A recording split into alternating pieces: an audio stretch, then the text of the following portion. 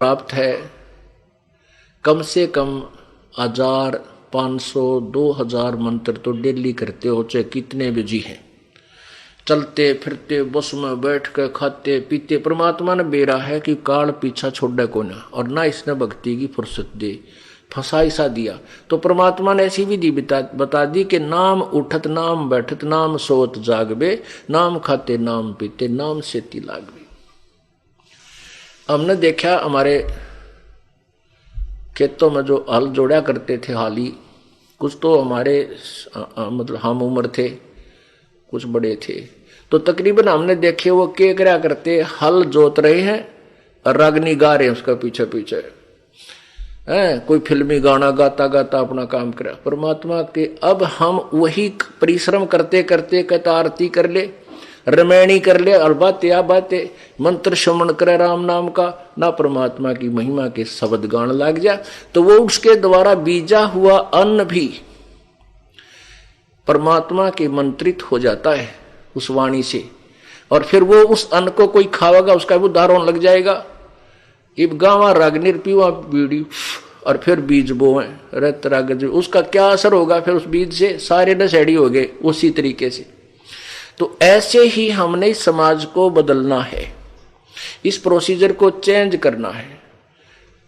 किसान मजदूर मजदूरी कर रहा है, अपना सिमरण करे, और सिमरण तो मन हट जाता, फिर अपना भगवान की 2-4 जो भी वाणी याद आ हुआ है गान लाग जा, फिर उस वाणी तो छक ले, तो फिर सिमरण पर ला दे, फिर रमैणी करने लाग जा, फिर शाम की आरती कर ले, चाहे काम करते करते मजदूरी करते करते आरती कर ले, रोटी पोते पोते कर ले, बर्तन साफ करते करते कर लो, क्योंकि वो तो आत्मा से करनी होती है। तो ऐसे जो कमाई कर ली और फिर मार्ग से भ्रष्ट हो गया, तो वो क्या होगा? अब ब्रह्म जैसे श्वास के सिमरण की कितनी कमाई, फिर एक ओम नाम के मंत्र की कितनी कमाई हो जाएगी जो सतनाम के अंदर है। तो उस ओम नाम की कमाई जो जिसकी अत्यधिक है और रह गया यही काल के जाल में, तो काल उनको सिलेक्ट कर लेता है। उनको इसने एक ब्रह्मांड में नकली कंस्ट्रक्शन करवा रखी है, नकली सतलोक, नकली अलखलोक, नकली अगम और नकली अनामी लोक उनमें रखता है। ये बोली बूझ वानो समझाओ आगे सतलोक, और फिर उन्हीं में से सिलेक्ट करके ब्रह्मा विष्णु महेश की पदवी पर रख लेता है। और जो दूसरे मंत्र का है उसी के आधार वो कमाई फिर उनको वो तो ब्रह्मलोक में खत्म करवा दी ओम आड़ी तय, और फिर उसको उस जो दूसरा मंत्र है जो हमने आगे चलकर ऋण देना था उस पर ब्रह्म के लोक से पार करने के लिए, उस सतनाम के दूसरे मंत्र की कमाई से ब्रह्मा विष्णु महेश और ऊंचे ऊंचे धर्मराज आदि की पदवी दे देता है। कमाई इनने की वह जो कबीर परमात्मा की शरण में किसी समय की हुई होती है, वही फिर कोई ऋषि बन जाता है, कोई देवता बन जाता है, वो होती तो उनकी पिछली कमाई है भक्ति की, लेकिन उस समय जो वो डरेड होते हैं उससे केवल सिद्धियां आ जाती हैं। जो तप करते हैं और किसी मंत्र का जाप करके वो सिद्धियां प्राप्त करते हैं, मोक्ष की कमाई नहीं होती उनकी। तो इस प्रकार ये काल का भयंकर जाल है। तो कहने का भाव ये है कि आप ये नहीं कि नाम ले लिया और सार नाम ले लिया और पार हो गए, नहीं, अब तो आप भगत बने हो। अंतिम श्वास तक प्रभु के चरणों में गिरे रहना पड़ेगा, पड़ा रहना होगा। कहते हैं पाकी खेती देख कर गर्भियो मत किसाने, अब हु झोले बहुत हैं घर आले तब जाने। कहते हैं फसल पक रही है जैसे वर्तमान में, और कहते किसान को कहता अब अभिमान मत करना, अब इतना बेरा कितनी गर्द फड़ शेष रहती हैं, कोई ओले पड़ जा, आंधी आ जा, वर्षा घनी हो जा। कहते तेरे घर आले जब अपनी मानिए अभी तेरी नहीं है। ऐसे ही कहते तूने सोचा मैंने सार नाम मिल गया, मैं भक्ति कर रहा हूं, कहते अभिमान मत कर लेना, अभी तक काल के बहुत ज्यादा जोके शेष हैं, सतलोक पहुंच ले जब पीछा छूटा मानिए। ये तब तक मालिक के चरणों में पड़ा गिरा ही रहना। द्वार धनी के पड़ा रहे, धक्के धनी के खावे, 100 काल जकजोल ही पर द्वार छोड़ ना जावे। राम नाम रटते रहो, राम नाम रटते रहो, जब तक घट में प्राणी, कब हो तो दीन दयाल के भनक पड़ेगी कान। के अंतिम श्वास तक नाम जपता रहे और कदे तो दीन दयाल के भनक पड़ेगी कान। और जब वो प्रसन्न होगा 1 सेकंड में आपको सतलोक बिठा देगा। 1 सेकंड के अंदर ऊपर पाओगे तुम, काल में पता भी ना चले कौन से रास्ते गया। ये उनके लिए व्यवस्था होगी जो अंतिम श्वास तक परमेश्वर की शरण में इस दास के माध्यम से लगे रहेंगे। गीता जी अध्याय नंबर 8 के श्लोक 13 में स्पष्ट किया है कि ओम इति एक अक्षरम, ओम इति एक अक्षरम माम व्यवहारन ब्रह्म अनुसमरण। माम ब्रह्म, मुझ ब्रह्म का तो ये एक ओम मंत्र है, केवल ये एक ओम अक्षर है। उच्चारण करके सुमरण करने का यह पर्याति तजन देहम सयाति परमाम गतिम। जो अंतिम सांस तक प्राण त्यागने तक इसका सिमरण करता है वो परम गति को प्राप्त होता है। काल कहता वो मेरे वाली परम गति को प्राप्त होता है। यही परमात्मा कहते हैं द्वार धरणी के पड़ा रहे। गीता जी अध्याय नंबर 8 के श्लोक नंबर 7 और 5 में गीता ज्ञानदाता कहता है कि मेरी भक्ति कर तो मेरी शरण में रहेगा। ये नियम है। फिर ये नियम है कि उस भगवान की भक्ति करेगा, परम जीव पुरुष परमेश्वर की, उस पूर्ण ब्रह्म की तत्वदर्शी संत से लेकर के, तो उसकी शरण में उस भक्ति के कारण ही वहां जाएगा। उस भक्ति बल से वहां जाएगा, यानी उस परमात्मा उस कमाई के कारण ही तो सतलोक उसके पास जाएगा। और वही परमात्मा इन सभी पुराणों, गीता जी, वेदों, पवित्र वेदों आदि का सारा ज्ञान बता रहे हैं अपनी सिंपल लैंग्वेज में। वो संस्कृत भाषा है, ये अपनी सिंपल साधारण संत भाषा है जो जनसाधारण समझ सकता है। तो परमात्मा ने एक और उपकार किया हमारे ऊपर, उस गूढ़ संस्कृत की बजाय वही ज्ञान सिंपल लैंग्वेज में दे दिया, जनसाधारण समझ सकता है। लेकिन हमारा ये ना जचन दी नकली संतों ने ये विश्वास नहीं होने दिया कि कबीर जी जो कह रहे हैं ये वेदों का ही और गीता जी में ही प्रमाणित है। लेकिन अब हम शिक्षित हो गए, हम सामने देख करके तुरंत मान जाते हैं सचमुच परमात्मा ने पहले भी यही बता रखा था। वो पूर्ण ब्रह्म ही है जो वेदों को भी जानते थे, जबकि अशिक्षित लोग कहा करते उनको। अशिक्षित होते हुए वेदों का ज्ञान जानते हैं, इसका मतलब वो परम पिता परमात्मा थे, वह सर्व भाषा से परिचित थे।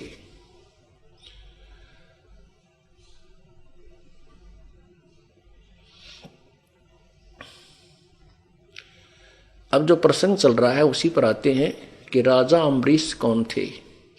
ये पहले किसी जन्म में प्रभु के चरणों में रहे कबीर जी के, और खूब भक्ति की, लेकिन फिसल गया पैर, रह गए काल के जाल में।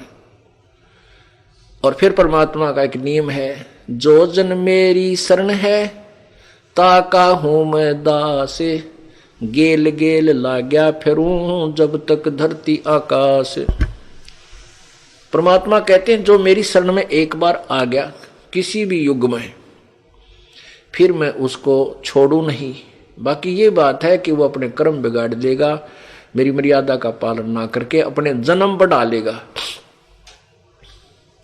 तो क्या कहते हैं कि जैसे जो जिनका पैर फिसल गया वो विष्णु लोक में भी गए, शिव जी के लोक में भी गए और ब्रह्मा के लोक में भी गए, वहां पर ठाठ करने लगे। वहां जाने के बाद उनकी बुद्धि खुलेगी और वो ये कहेंगे कि भगवान की महिमा में सतगुरु गुरु जी ये बताया करते थे कि भाई इन लोकों में हमने नहीं जाना, अपनी कमाई बर्बाद हो जाती है, फिर 83 लाख योनियों में जाना पड़ेगा। तो वहां जाकर के इसको याद आवेगी, अक्तन नाश हो गया तो बात का। परमात्मा कहा कर के वाणी बताते थे गुरु जी कि ये तो भाई बात बिगड़ेगी, अपने पुण्य यहाँ खत्म हो जाएंगे, फिर यहाँ खत्म होने के बाद फिर हम नरक में जाएंगे, नरक के बाद 84 लाख योनियों में, और यह कमाई बर्बाद होगी। फिर ये पुण्यात्मा वहां रोएगा बुरी तरह क्योंकि ये ज्ञान इसको टेकन नहीं देगा वहां पर भी। अब कितने दयालु हैं वह कबीर परमेश्वर, कितने दयालु हैं। कहते हैं शिव मंडल ब्रह्मापुरी चाहे विष्णु लोक में हो, अमरे गुण भूले नहीं तो आन छुटाऊं तो। वहां जाकर भी तो रोएगा, तड़फेगा बुरी तरह, भगवान ये बंदी छोड़, मेरे पे गलती बन गई, मुझे बचा लो। कहते हैं तेन वहां से भी छुड़वा लूंगा और फिर पटक दूंगा धरती पर, फिर मनुष्य जीवन मिलेगा तुझे। मतलब वहां देवता भी तरस रहे हैं अब इस ज्ञान को सुनकर। जब वो देवता बन जाते उनको पता है कि तुम अपनी पूंजी खा करके फिर नरक में जाओगे, वहां रो रहे हैं वो ऊपर को। ठीक है, जैसे यहाँ घुटी सूटी ला के व्यवस्था एक दूसरे ने देखा हम इसी प्रोसीजर में फटोरे हैं, वो भी वहां फटोरे हैं। लेकिन जब ये ज्ञान उनके कानों तक जाएगा, उनके कलजे पाट जाएंगे उन देवताओं के और ऋषियों के, कहते तुमने तो नाश कर लिया। वो भी तरफ रहे होंगे कि हमने तो गलत ट्रेनिंग कर ली, गलत कोर्स कर लिया, हमने गलत साधना कर ली, हम तो गलत स्थान पर आ गए, उचित स्थान पर नहीं गए। वो फिर भी तरफ रहे हैं कि हमें मनुष्य जीवन मिल जाए किसी तरह। तो पुण्यात्माओं, जो परमात्मा की भक्ति किया हुआ हंस वहां तड़फेगा, ये परमात्मा। लेकिन वहां तड़फेगा कौन? जो कति इस ज्ञान से परिपूर्ण हो चुका होगा और किसी कारण से मान लीजिए उसका पैर फिसल भी गया और वो उन लोगों में चला गया, तो फिर तड़फेगा। वैसे तो पुण्यात्मा इस काल का इतना भयंकर जाल है, यदि परमात्मा की भक्ति और ये ज्ञान साथ ना हो तो जीव का कोई जो अस्तित्व नहीं कि वो ज्ञान के आधार पर टिक जाए। एक ऋषि था, उसको अपने भविष्य के जन्म का पता चला कि अगले जन्म में मैं उसको अपने ही देव दृष्टि खुल गए कि अगले जन्म में इसी नगर में एक व्यक्ति के घर जो सूरी है, उस सूरी के घर के पेट गर्भ से मेरा जन्म होगा और उस सूरी के माथे पर गांठ है अच्छी मोटी, और उसके ही गर्भ से मेरी मृत्यु के बाद उसके गर्भ से जन्म होगा और मेरे सिर के ऊपर एक बहुत काला सा मोटा एक अलग से निशान होगा। तो उसने अपने बच्चों से कहा, बेटा मेरी मृत्यु होगी, मृत्यु के बाद मैं उस व्यक्ति के घर जो सूरी है ऐसी उसकी गांठ है और मैं उसके घर जन्म लूंगा। एक काम करिए तुम, उसने मोल लेके उस बच्चे को मोल ले लेना और मुझे मार देना, उसको मार देना, मेरी मोक्ष हो जाएगा। वो सूअर का जो जीवन है मेरा खत्म हो जाएगा, बहुत बुरा होगा। तो वो कहने लगे, पिताजी जैसे आप कहोगे हम वैसा कर देंगे। उन्होंने बार बार कहा, बेटा देख के दे तुम लालच कर जाओ, यह मेरी अंतिम प्रार्थना अवश्य करना। वो बच्चे बोले, पिताजी आप निश्चिंत रहो, क्या आप हम इतना भी नहीं कर सकेंगे आपके लिए, उसके लिए 5-4 अन्य रुपये 2 रुपये का वो सूअर का बच्चा नहीं लेंगे, आप निश्चिंत हो जाओ। वो कुछ ऐसे हफ्ते 10 दिन पाछो बूढ़ा मर गया ऋषि जी, और वो ताक में रहे उस सूरी के ब्याने की।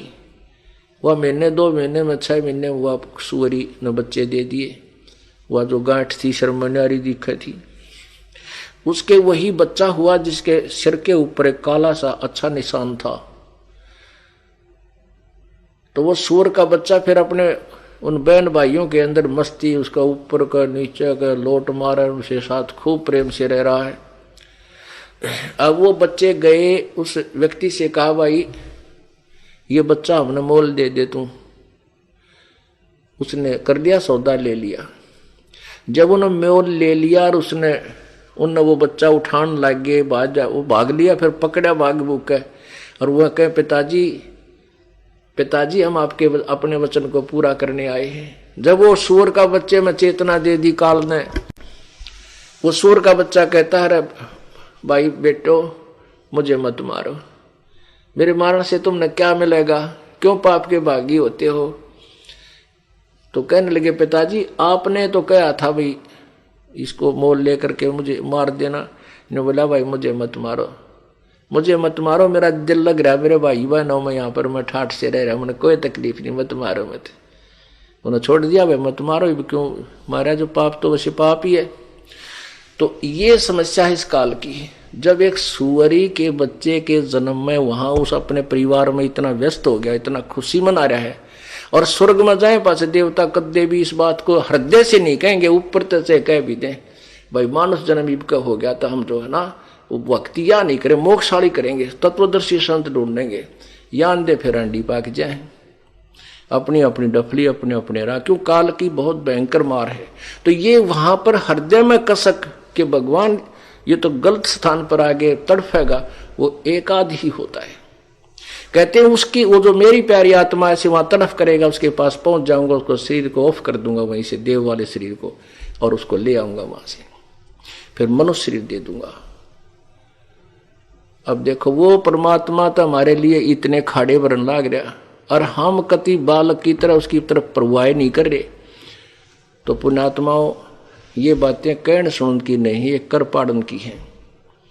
ये सुनकर आनंदित होने तक सीमित नहीं रखना, इनके ऊपर स्टेप बाय स्टेप आपने कदम रखने हैं।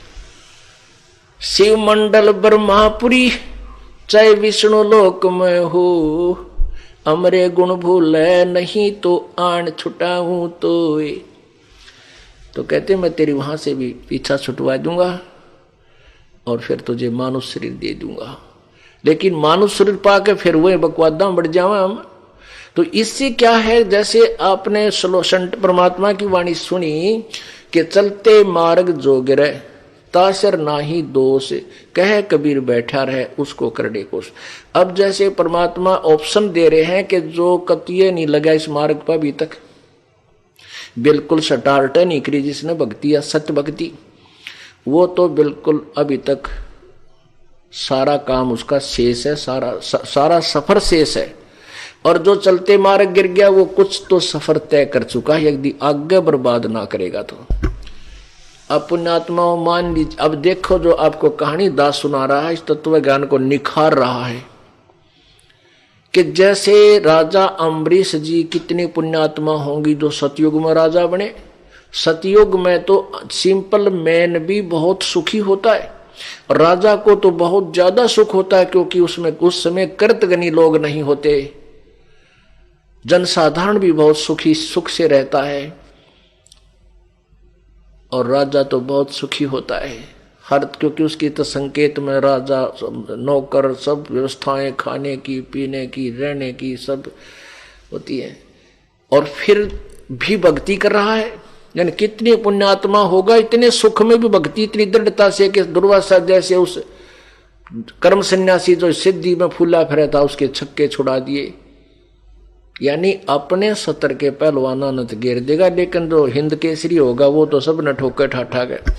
तो परमात्मा तो कबीर जी जो है वो पूर्ण परमात्मा है, वो वास्तविक, उसके सामने तो अलग बात है, लेकिन फिर भी अपने सतर की भक्ति में वो उनसे श्रेष्ठ थे। उसके बाद वही पुण्यात्मा राजा जनक बनी। ओए होए, अब आपने राजा जनक के बारे में सुना कि उसके 10,000 रानियां थी और फिर भी वो भक्ति कर गया। इसका अर्थ ये नहीं है कि दुराचारी व्यक्ति भी पार हो जाएगा, वो जनक जी पार की तो या। उसी के बाद ये बताना चाहता हूं मैं दास के आगे वही आत्मा स्वर्ग में अपने पुण्य भोग गए और नरक में भी जाना होता है, जितने भी जो अन्य गलतियां की हैं। जब तक परमात्मा की शरण में नहीं आते पूर्ण ब्रह्म की में, तब तक दोनों अकाउंट बराबर रहते हैं, साथ साथ चलते हैं। पुण्य अलग से लिखे जाते हैं, पाप अलग से। पुण्य के लिए स्वर्ग और पाप के लिए नरक, ये अवश्य भोगने होते हैं। कबीर परमेश्वर जी की शरण में आने के बाद पाप कर्मों में आग लगा दी जाती है। जब ही सतनाम हृदय धरो भयो पाप को नासे, मानो चिनगारी अग्नि की भाई पड़े पुराने घासे। जैसे 1000 टन और सूखा घास फूस ईख की पत्ती पड़ी हो और उसमें एक माचिस की सीख लगा दे, सबको जला के राख कर देगी, और तेज हवा आएगी उस राख को भी इधर उधर फेंक के वहां कति क्लियर कर देगी। तो ऐसे ही कबीर परमेश्वर की साधना से ही घोर से घोर पाप भी नष्ट हो जाते हैं। अन्य किसी भी परमात्मा देव की साधना से जीव के पाप अक्षमा नहीं हो सकते। जैसे कर्म वो करता है वही भोगने, दोनों ही भोगने पड़ते हैं। आप उसके लिए, आपको समझदार के लिए तो एक संकेत ही काफी होता है, पर्याप्त होता है। जैसे महावीर जैन जी के आपको जीवन बहुत बार दिखाया दास ने कि वो पुण्यों के कारण तो 80 लाख बार देवता बना और पाप कर्मों के बार क्या बना, 60 करोड़ बार हाथी, 30 करोड़ बार कुत्ता, 20 करोड़ बार बिल्ली हो, तेरा गजब हो। ये जुल्म दोनों भोगने पड़े। ऐसे ही ये प्यारी आत्मा जो अम्बरीश राजा था, फिर राजा जनक हुआ, यानी एक युग में कई लाखों वर्षों का अंतर हो जाता है। तो उस दौरान स्वर्ग के पीरियड को भी भोग लिया और नरक के भी भोग लिया, और फिर कुछ शेष पुण्य और रह जाते अधिक, तो वो राजा फिर बन गया जनक। उसके बाद फिर क्या हुआ, राजा जनक जिसने सुखदेव जैसे कर्म सन्यासी को भी फेल कर दिया, एक गृहस्थी व्यक्ति ने अपनी साधना के अनुसार, यानी वो उसी सत्र के पहलवान थे। अब कबीर परमात्मा तो समझ लो इंटरनेशनल लेवल का पहलवान है, इसके सामने तो सारे ही फेल हो जाएंगे, परंतु अपने सत्र में जो अपने लेवल के जो ये साधक थे उनमें वो श्रेष्ठ थे। अब आगे क्या हुआ कि राजा जनक जब शरीर छोड़कर चला, उसने इतने यज्ञ कर रखे थे, बहुत ज्यादा धार्मिक यज्ञ कर रखे थे, उन यज्ञों के कारण स्वर्ग प्राप्ति होती है।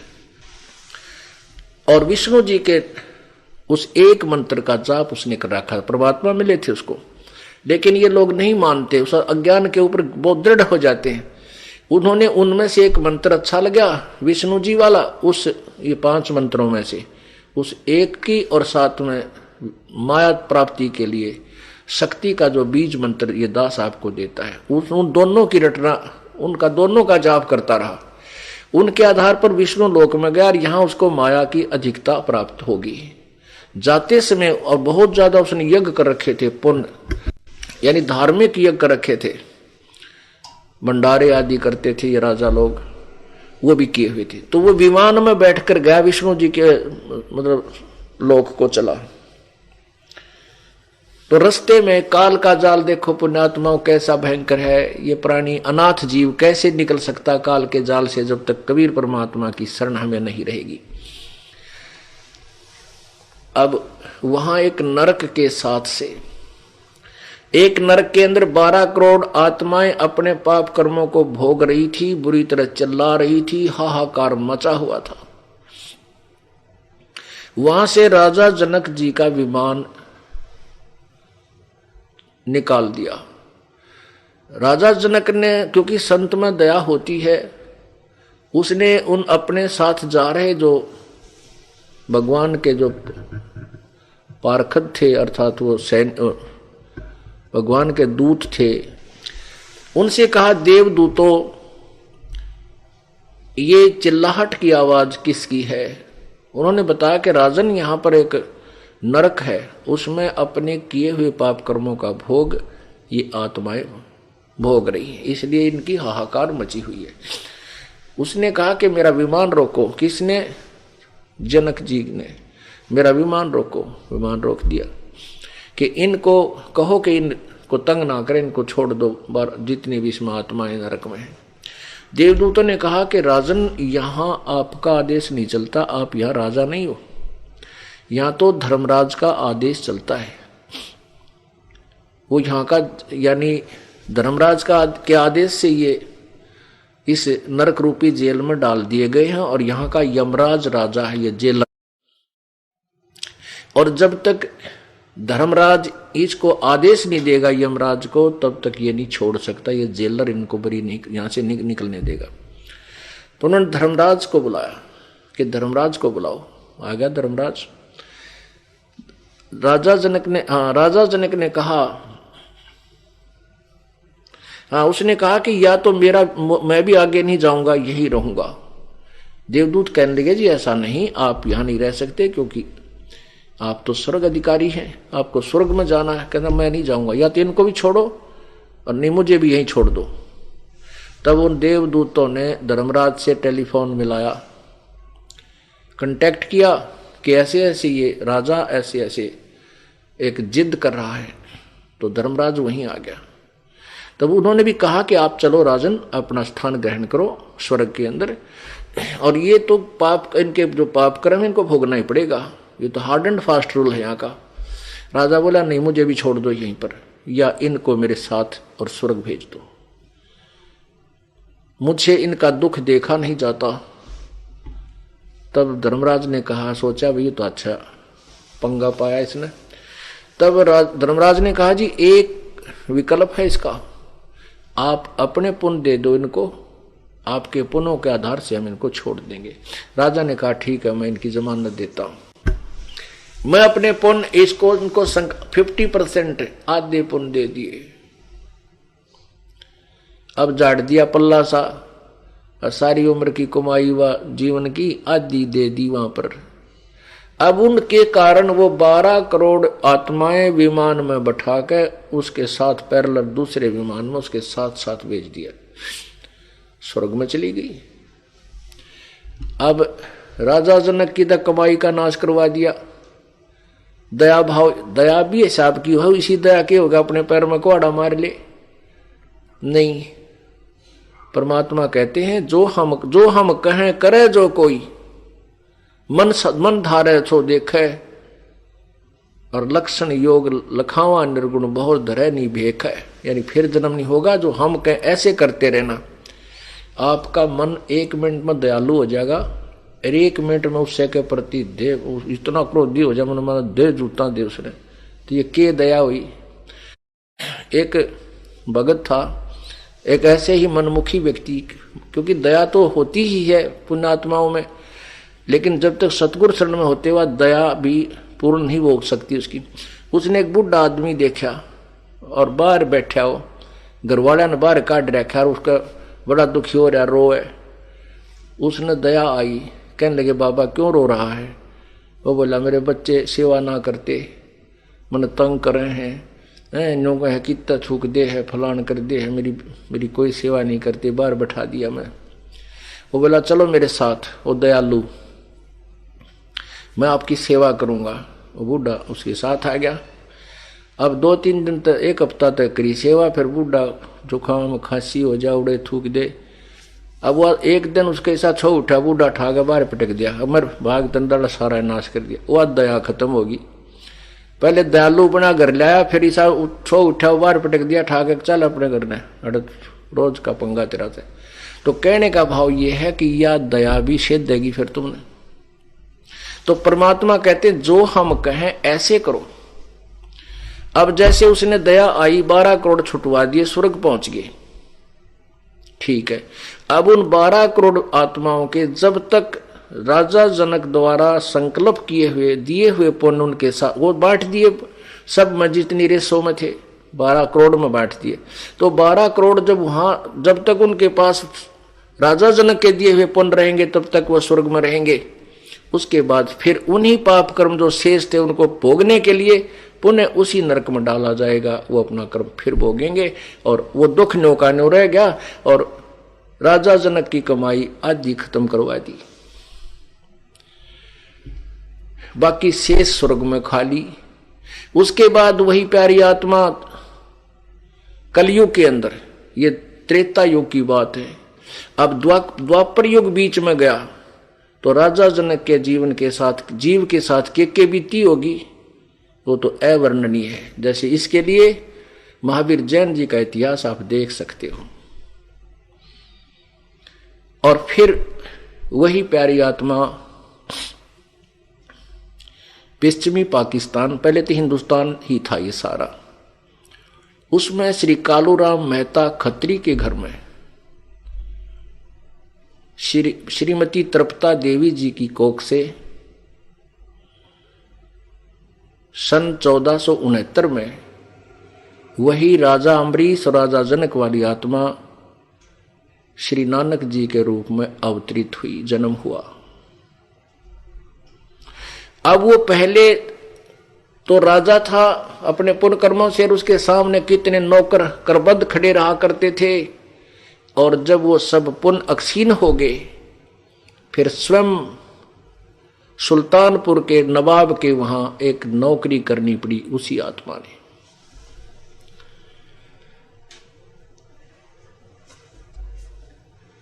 पुण्यात्माओं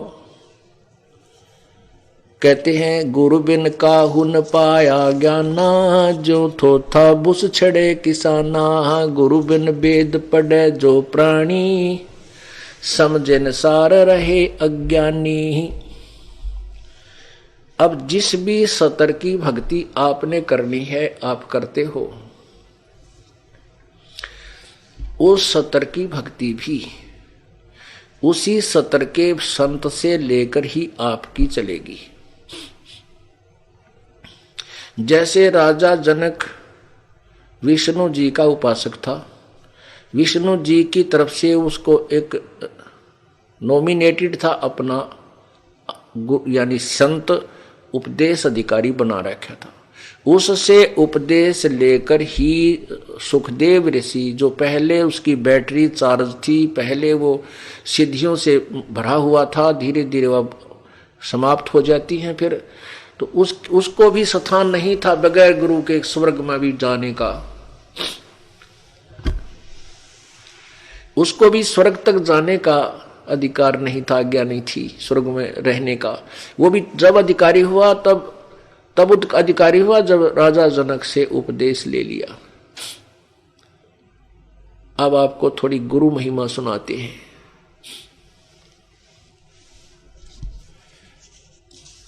पुण्यात्माओं, आप प्रतिदिन पढ़ते हो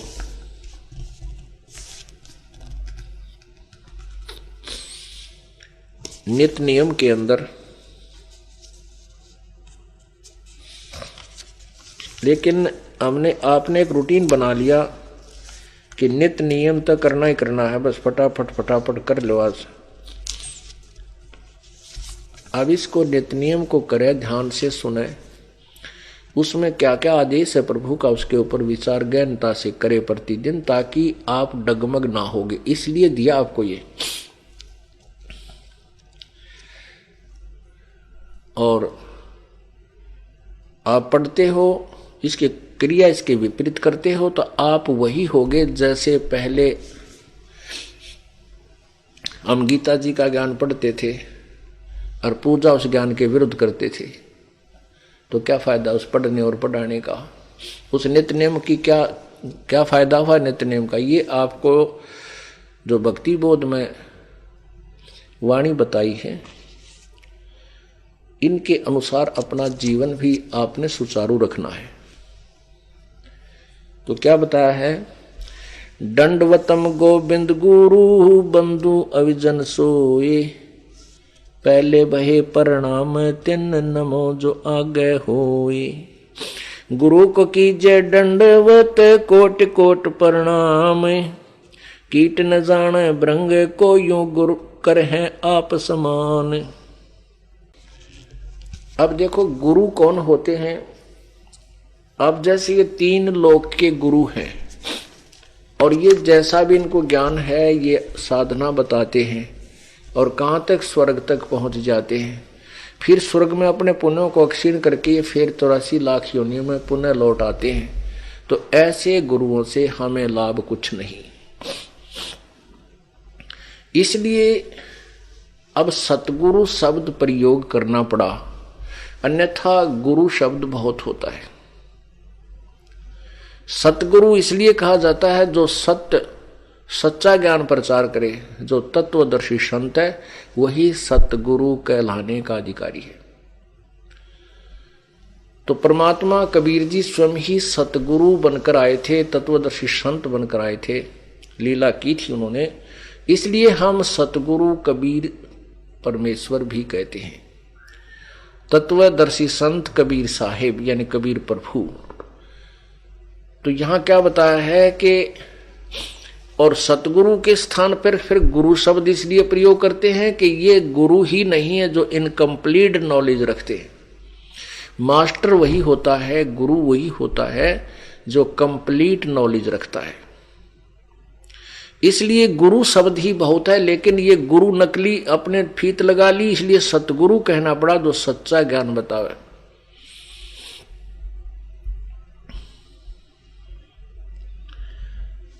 फिर भी सतगुरु कहें या गुरु कहें, वो भूमिका केवल उस पूर्ण संत की तरफ ही होती है। बाकी ये नकली गुरु फी तो अवश्य लगा लेते हैं, लेकिन गुरु पद के ये योग्य नहीं है। अब राजा जनक गुरु थे और मार खा गया, उसको कंप्लीट नॉलेज कहाँ था, अपनी पूंजी दे बैठा और फिर 84 लाख योनि में आ गया।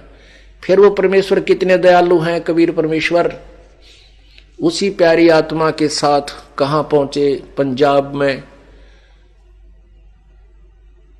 जहां पर सुल्तानपुर में अपनी बहन के घर नानक जी रहते थे और वहां सुल्तानपुर के नवाब के एक मोदी खाने में नौकरी करते थे और वहां प्रतिदिन बेई नदी पर स्नान करने के लिए जाते थे, जो सुल्तानपुर शहर के बिल्कुल साथ से बह रही है।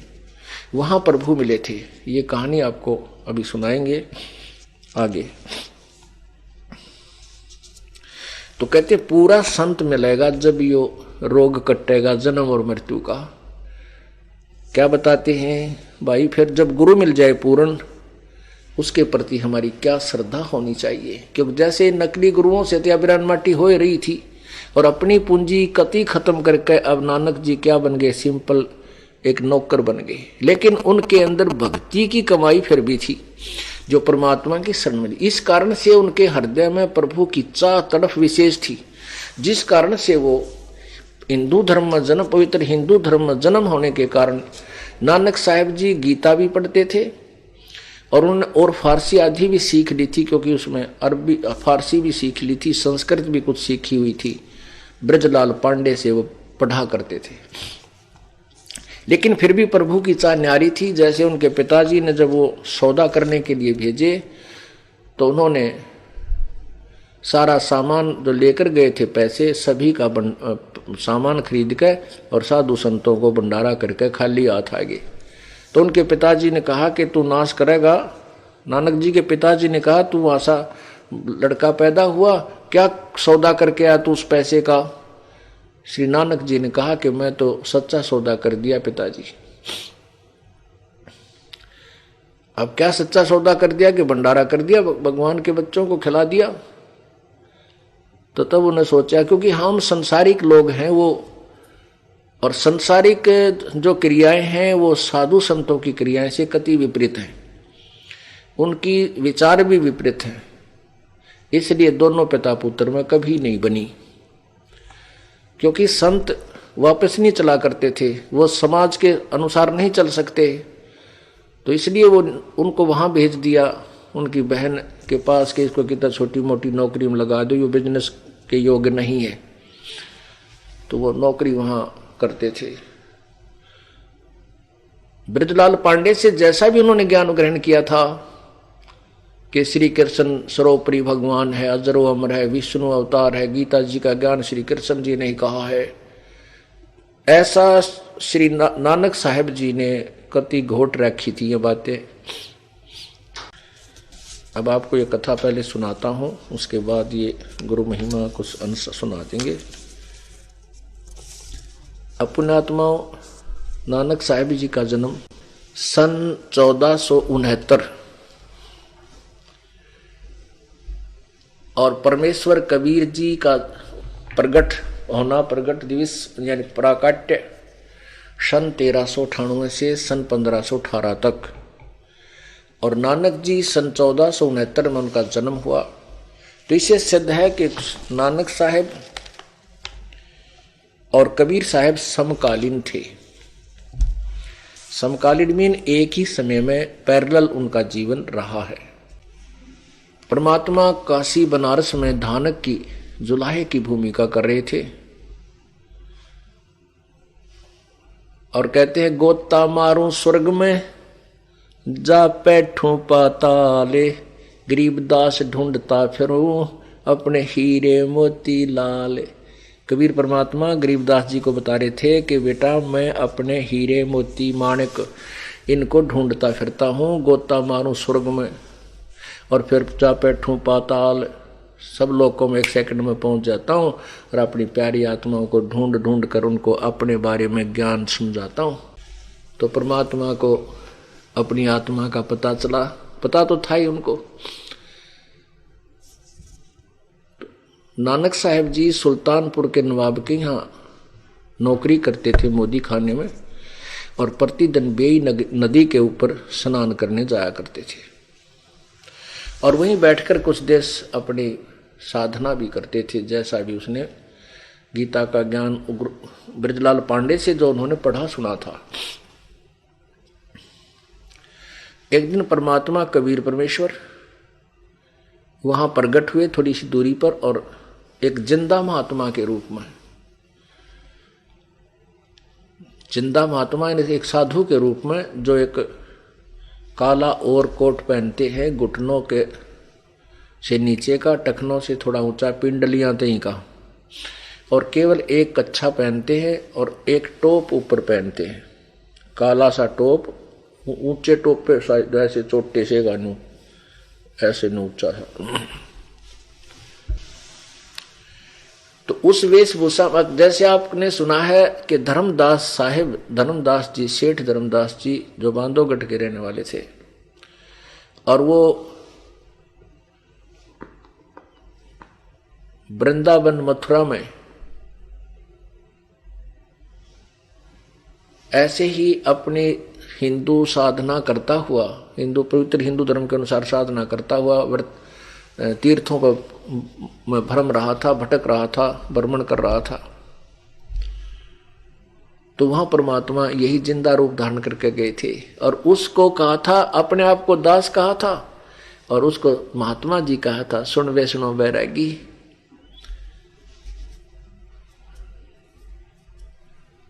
ऐसे ही अगर सीधा जाकर भगवान कह दे तो कोई सुने को नहीं, क्योंकि काल के द्वारा हम इतने भ्रमित हैं। तो वहां जाकर के परमात्मा ने एक दास की भूमिका की नानक साहिब के सामने। नानक जी वहां बैठे थे, स्नान करके, पहली बार जब परमेश्वर गए तो स्नान करके वो अन्य भक्तों के पास बैठे, यानी वहां बैठे कुछ अपना साधनासी कर रहे थे, जो भी उसको क्रिया बता रखी थी। तो परमात्मा जाकर के नानक जी के पास थोड़ी सी दूरी पर विराजमान हो गए और उसको राम राम सलाम वालेकुम जो भी कहा उच्चारण किया। नानक जी क्योंकि साधु भाव के व्यक्ति थे, आओ जिंदा महात्मा, आओ जिंदा जी, कैसे आना हुआ, कहां से आए हो, कौन हो तुम?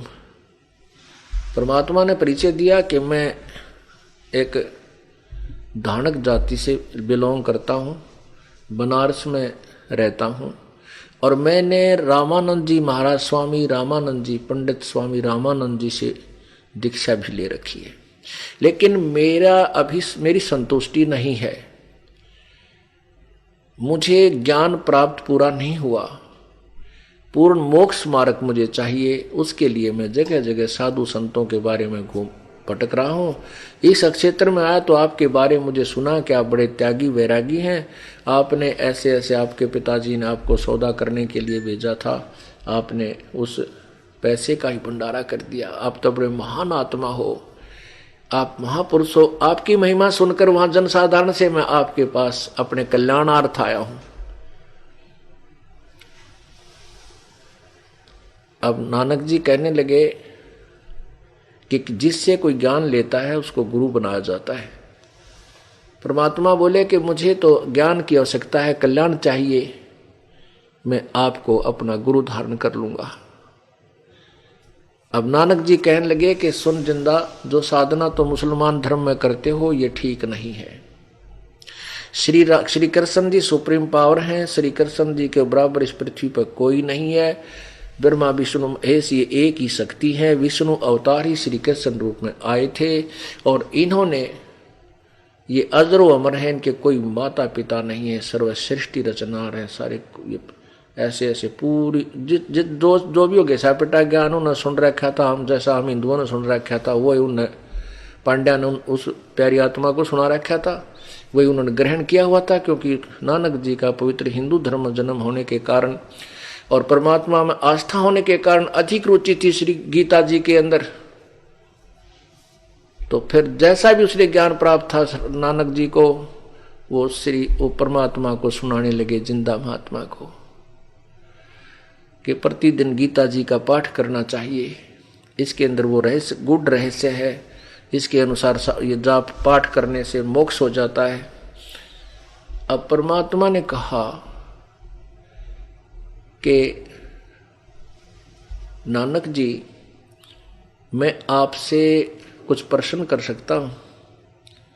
नानक जी बोले, खूब करो प्रश्न। जब उनकी ये वार्ता होने लगी तो 20-30 जो वहां के भगत स्नान करने जाते थे, सैर सपट्टा करने जाते थे, वह भी बैठ गए। अब भाई कुछ ज्ञान चर्चा शुरू होगी इनकी। अब नानक जी को परमात्मा ने कहा कि आप बताइए, गीता जी का ज्ञान किसने कहा? नानक जी ने तपाक से उत्तर दिया कि ये तो श्री कृष्ण जी ने कहा। महाभारत का युद्ध होने जा रहा था, अर्जुन को युद्ध करने से मना करा था। तो परमात्मा ने कहा, ठीक है, श्री कृष्ण जी ने गीता का ज्ञान कहा और आप कहते हो श्री कृष्ण जी अजरो अमर है, इनका जन्म मृत्यु होता ही नहीं, ये तो सारी सृष्टि के रचनहार हैं। परमात्मा नानक जी ने कहा कि इसमें कोई शंका है आपको? परमात्मा बोले जिंदा रूप में कि नहीं, शंका नहीं, मैं प्रार्थना कर रहा हूं कि जैसे गीता जी अध्याय नंबर 2 के श्लोक नंबर 12 में कहा है कि अर्जुन तेरे और मेरे बहुत जन्म हो चुके हैं, ये मत समझे कि तू और मैं और ये राजा लोग वर्तमान में ही हैं। तू और मैं और ये सब पहले भी जन्मे थे, आगे भी जन्मते रहेंगे। गीता जी के अध्याय नंबर 2 के श्लोक नंबर 17 में कहा है कि अविनाशी तो उसको जान जिसके मारने में कोई भी सक्षम नहीं है और जिससे पूरे संसार की सृष्टि की उत्पत्ति हुई है। गीता जी अध्याय नंबर 4 के श्लोक नंबर 5 में गीता ज्ञान दाता यानी आप जिसको श्री कृष्ण कह रहे हो, श्री कृष्ण मान लेते हैं थोड़ी देर के लिए। वैसे तो गीता जी का ज्ञान किसने कहा वो तो बाद में बताऊंगा। तो चौथे अध्याय के 5वें श्लोक में कहा है कि अर्जुन तेरे और मेरे बहुत जन्म हो चुके हैं, तू नहीं जानता मैं जानता। तो क्या ये अविनाशी हैं? अब नानक जी समझ गए भाइयों, तो बात बिगाड़ेगा कुछ। फिर परमात्मा ने आगे बताया कि सुनो, गीता जी के अध्याय नंबर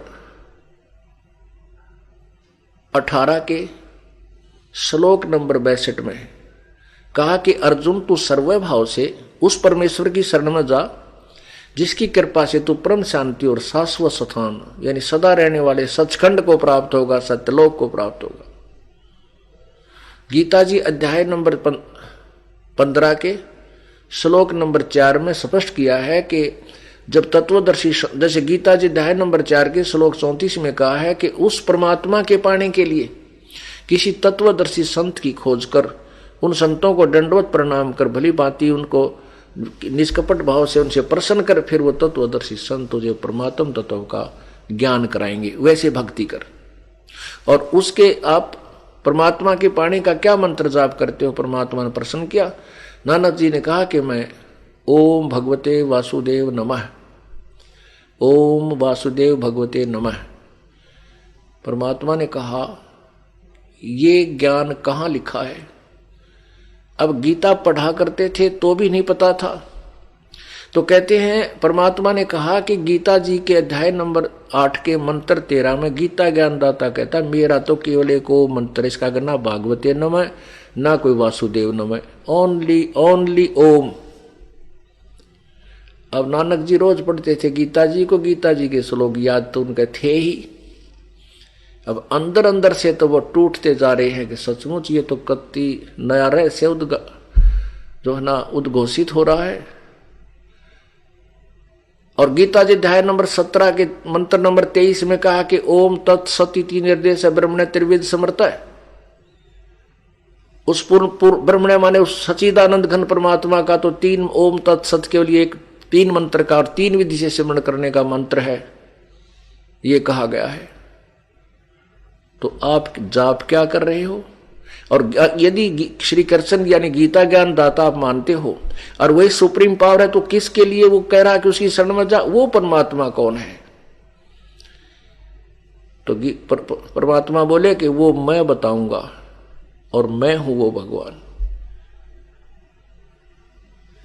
अब पुण्यात्मा एकदम के इतनी कड़वी कुनीन खाई जा है, तो नानक जी कहने लगे तू मुसलमान है इसलिए तू हमारे देवताओं के बारे में ऐसे बोल रहा है।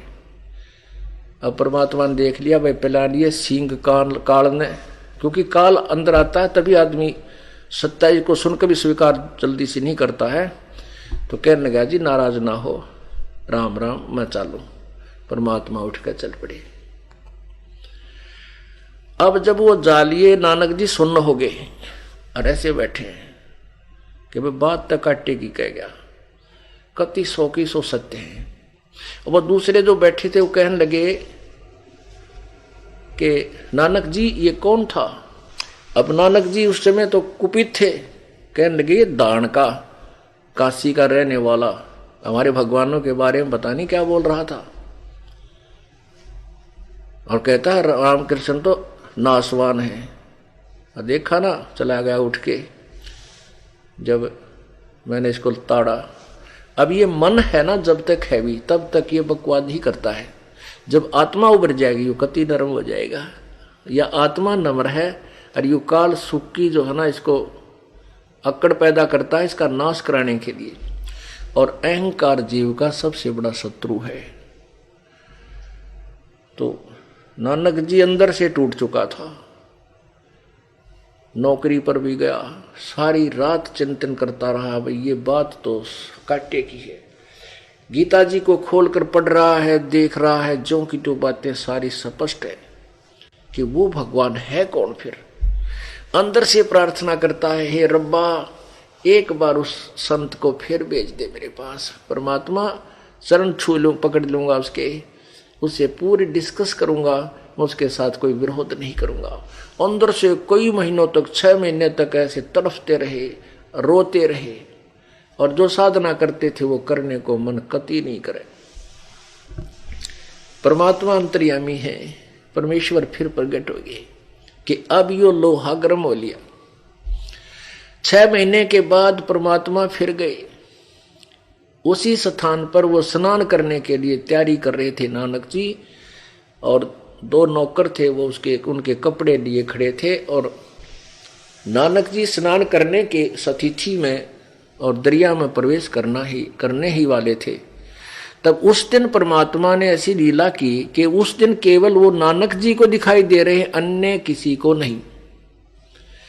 जब परमात्मा उसी जिंदा महात्मा में रह गए 10 फुट और नानक जी की दृष्टि पड़ी कि वो तो आ गया वही, यूं का यूं एक अपने सिंपल कच्छे में जो स्नान के लिए तैयारी कर रहे थे, जो कहते उस महात्मा की तरफ चल पड़ा और खड़े खड़े बातें करने लगे। प्रणाम हुआ। अब और जो दर्शक नहा रहे थे या वो नौकर देख रहे हैं कि नानक जी इधर जाकर किससे बातें कर रहा है, सब खड़े खड़े देख रहे। तो वो जो ग्रामीण नगर के लोग थे उन कहने लगे ये भगत है, और ये भगत इतने बावड़े होते आप बोलिया करें, बता नहीं कि जंतर मंत्र करता होगा, तुम अपना नाव चलो। अब उधर से वो नानक जी और कबीर जी की वार्ता फिर शुरू होती है। परमात्मा कहते हैं कि हे नानक जी, मुझ दास से उस दिन कोई गलती होगी हो तो क्षमा याचना करने आया हूं मैं ताप से। अब नानक जी तो अंदर से टूट चुके थे, आंखों में पानी भर कर कहने लगे, महात्मा बात तेरी सारी सच्ची, लेकिन मैं आंखें देखूं जो विश्वास हो भी सचखंड भी कोई है, इससे ऊपर भगवान है, ये तो सत्य है कि गीता में लिखा है, लेकिन आज तक कोई भी हिंदू धर्म में इस बात को बताने वाला मुझे नहीं मिला। और आपकी बात अविश्वसनीय नहीं है, लेकिन मैं विश्वास कैसे करूं, कोई किसी ने आज तक मुझे बताया नहीं। मैं आपके उस सचखंड को देखूं और उस रब ने देखूं, जब मेरा विश्वास दृढ़ हो तब मानूं तेरी बात है। अब ये मन के जलती सी पीछा छोड़ रहे हैं। कहने लगे नानक जी कि मैं इस दरिया में छलांग लगाऊंगा और तू मुझे ढूंढ दे तो मैं तेरे को शक्तिशाली मानूंगा। परमात्मा बोले, परमात्मा ने वैसे ये कहा कि ये कोई परीक्षण नहीं होता प्रभु का, शक्तिशाली का या विद्वान का, फिर भी ले आपकी मौज है, लगाओ छलांग। अब जो ही उन्हें छलांग लगाई, परमात्मा ने नानक जी का मछली रूप धारण कर दिया और अप स्ट्रीम में ले गए उसको। अप स्ट्रीम में वो चल दिए नानक जी, यानी मछली अपने दरिया की विपरीत दिशा में भी जा सकती है। मछली में एक ऐसी गुण है। अब नानक जी ने तो सोचा था, नानक जी मतलब गोता लगा के मछली रूप धारण कर लिया स्वयं ही। उन्होंने सोचा मैं इधर जाता हूं, ये ढूंढेगा मुझे इधर को। जब वो जा लिया 1-2 किलोमीटर ऊपर ने, वहां से पकड़ कर उस मछली को बाहर नानक जी बना के बैठा दिए। तब नानक जी बोले भाई ठीक है, आप तो बहुत ही अच्छे महापुरुष हो, पहुंचे हुए हो, अब मैं आपकी सारी वार्ता सुनूंगा। सूरी सृष्टि रचना सुनाई। सृष्टि रचना सुनकर कहने लगे आंखें देखूं जो विश्वास हो महात्मा तेरी बात का। परमात्मा बोले चल तेरे को सचखंड दिखाता हूं। उनके शरीर को ऐसे स्थान पर सुरक्षित रख दिया कि कोई पक्षी वक्षी या कुछ जंगली जानवर ना खराब। आप तो बहुत ही अच्छे महापुरुष हो, पहुंचे हुए हो, अब मैं आपकी सारी वार्ता सुनूंगा। सूरी सृष्टि रचना सुनाई। सृष्टि रचना सुनकर कहने लगे आंखें देखूं जो विश्वास हो महात्मा तेरी बात का। परमात्मा बोले चल तेरे को सचखंड दिखाता हूं। उनके शरीर को ऐसे स्थान पर सुरक्षित रख दिया कि कोई पक्षी वक्षी या कुछ जंगली जानवर ना खराब करे, और आत्मा को निकाल कर परमात्मा ऊपर के सब सचखंड वगैरह दिखाए, यहाँ के लोग दिखाए, ब्रह्मा विष्णु महेश के स्थान दिखाए, जैसे गरीबदास जी को दिखाए, जैसे दादू साहिब को दिखाए, जैसे मुल्कदास जी को दिखाए, और जैसे घीसा साहिब जी को दिखाए। तो जब परमात्मा जिंदा महात्मा के रूप में आगे आगे चल रहे हैं, नीचे से नानक जी जा रहे हैं, यानी उनका सूक्ष्म शरीर। जब सचखंड में पहुंचे सतलोक में, एक सफेद बहुत बड़ा गुम्बद है, मंदिर नुमा, और उसके बीच में परमात्मा का तख्त है। उस पे तेजो में शरीर युक्त सत्य पुरुष विराजमान है, जिसके एक रोमकूप में करोड़ सूर्य मिला दे, करोड़ चंद्रमा, तो भी रोशनी सतपुरुष के रोमकूप की अधिक है। वो बैठे हैं, विराजमान है। और नीचे से जो जिंदा महात्मा उसके साथ गए थे, जिंदा गया था साथ में कबीर नानक जी के, तो महात्मा जिंदा जी के रूप में जो गए थे, उन्होंने एक चंवर उठाया जो वहां रखा था, भगवान के ऊपर जो तख्त पर बैठे थे उसके ऊपर ऐसे आदर से चंवर करने लगे। अब नानक जी ने सोचा कि रब तो ये है वो सतपुरुष जड़ा तख्त पे बैठा है, और ये जिंदा तो यहाँ का कोई नौकर होना, सेवक होगा, चाकर होगा। इतना सोच ही रहे थे, उसी समय जो तख्त पर विराजमान थे प्रभु परमेश्वर सत्य पुरुष रूप में, अपने ही 2 रूप बना करके वो खड़े हुए, और जिंदा रूप में जो चंवर कर रहे थे नीचे से गया था, उससे चंवर ग्रहण किया और कहा प्रभु विराजमान हो, अपने आसन को ग्रहण करो, मैं तो आपका अस्थायी नौकर था, कुछ समय के लिए आप मुझे यहाँ छोड़ कर गए थे। और वो चंवर करने लगा, वो तेजो में शरीर युक्त, और कबीर जी के ऊपर जो जिंदा महात्मा भगवान ओवरऑल कंट्रोलर की सीट पर बैठ गया, कुल मालिक के तख्त पर, तो वो पहले बैठा था जो भगवान, वो जिंदा पर चंवर करने लगा। अब नानक जी सोच रहा है वे कमाल की बात है, भगवान और इस साधु संत पर कैसे, और ये कैसे भगवान वाली सीट पर बैठ गया। इतना सोच ही रहा था, तभी वो तेजो में शरीर कबीर जी जिंदा वाले शरीर में समा गया, और वो चंवर अपने आप प्रभु की शक्ति से चल रहा है। उस समय नानक जी ने सोचा भाई भगवान यही है, ये तो 2 रोल डबल रोल में था। जब परमेश्वर ने कहा कि प्यारी आत्मा मैं तेरे लिए भटक रहा था, तेरी जैसी प्यारी आत्माओं को ढूंढ रहा हूं, ये काल का जाल है। इस सारे काल के जाल को समझकर उस समय तो नानक जी कति तड़फ गए। कहा भगवान सचमुच हम तो गलत जगह फंस गए, हमें यहीं रख लो। परमात्मा बोले ऐसे नहीं रखा जा सकता, आप अपनी सब इच्छा से गए थे, इच्छा रूपी खेलन आया था, ते सुख सागर नहीं पाया, सब इच्छा से तू वहां गया है, इसलिए तेरे को यहाँ प्राप्ति नहीं हो रही। अब वहां जा काल का ऋण मुक्त हो, सतनाम तुझे मिलेगा वो मैं दूंगा। जब तक तुझे सतनाम प्राप्त नहीं होगी तेरी कमाई यहां ने योग्य नहीं बन पाएगी, और गुरु के बिना मोक्ष नहीं। मैं बनारस में, काशी में धानक का काम करता हूं, जुलाहे का, और रामानंद जी मेरे गुरु हैं, और वहां आ जाना। ऐसे 3 दिन बीत गए, पूरा प्रोसीजर घुमा फिरा के दिखाया, और नानक जी जिद करते रहे, प्रभु मुझे वापस ना भेजो, बहुत गंदा स्थान है वो। तो परमात्मा ने बताया कि प्यारी आत्मा 60,000 तो तेरे अम्बरीश और राजा जनक जैसे ऐसे VIP जन्म हो लिए, और फिर भी ज्यों का तू काल के जाल में, और तेरे जैसी पुण्यात्मा भी अब काल के जाल में है, तो और जीव कैसे पार हो सकता है? ये तो मेरी शरण में रहोगे तो पार होगे। तब इतने में 3 दिन बीत गए। तीसरे दिन उधर से सबने जो जैसे नानक जी ने डुबकी लगाई दरिया में बाहर नहीं आया, तो वहां स्नान कर रहे व्यक्तियों ने देखा कि वे नानक जी तो डूब गया। काफी देर तो इंतजार करी कि बाहर तो नहीं आया तो डूब गया। मिनट 2 मिनट 10 मिनट आध घंटे देख के फिर गांव में भाग लिए, उनकी बहन जी को बताया, उनके बहनोई जी को बताया। उधर से नवाब तक बात पहुंच गई, नानक जी डूब गए। नवाब ने उस दरिया में डाउन स्ट्रीम में जिधर पानी बहकर जा रहा था वहां गोताखोर छोड़ दिए, जाल डलवा दिए 5-5 10-10 किलोमीटर तक, कुछ नहीं मिला। सभी ने सोच लिया कि नानक जी के ऊपर रेती फिर गई, गारा में उसका शव गड़ गया, अब वो खत्म हो गया। हाहाकार मच गई। तीसरे दिन सुबह सुबह उसी समय जिस समय स्नान करने जाते थे, और वो अन्य भी स्नान कर रहे थे, उसी कंडे उसी किनारे पर फिर जा करके वहां प्रकट हो गए, वहां पहुंच गए।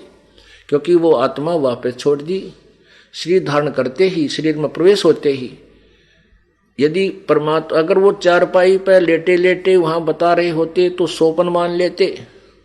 शरीर खेतों में रखा है, वहां देखा मैं यहां आया कैसे, फिर वह सारी सच्चाई होगी कि सचमुच मैं सचखंड होकर आया हूं, वो परमात्मा थी।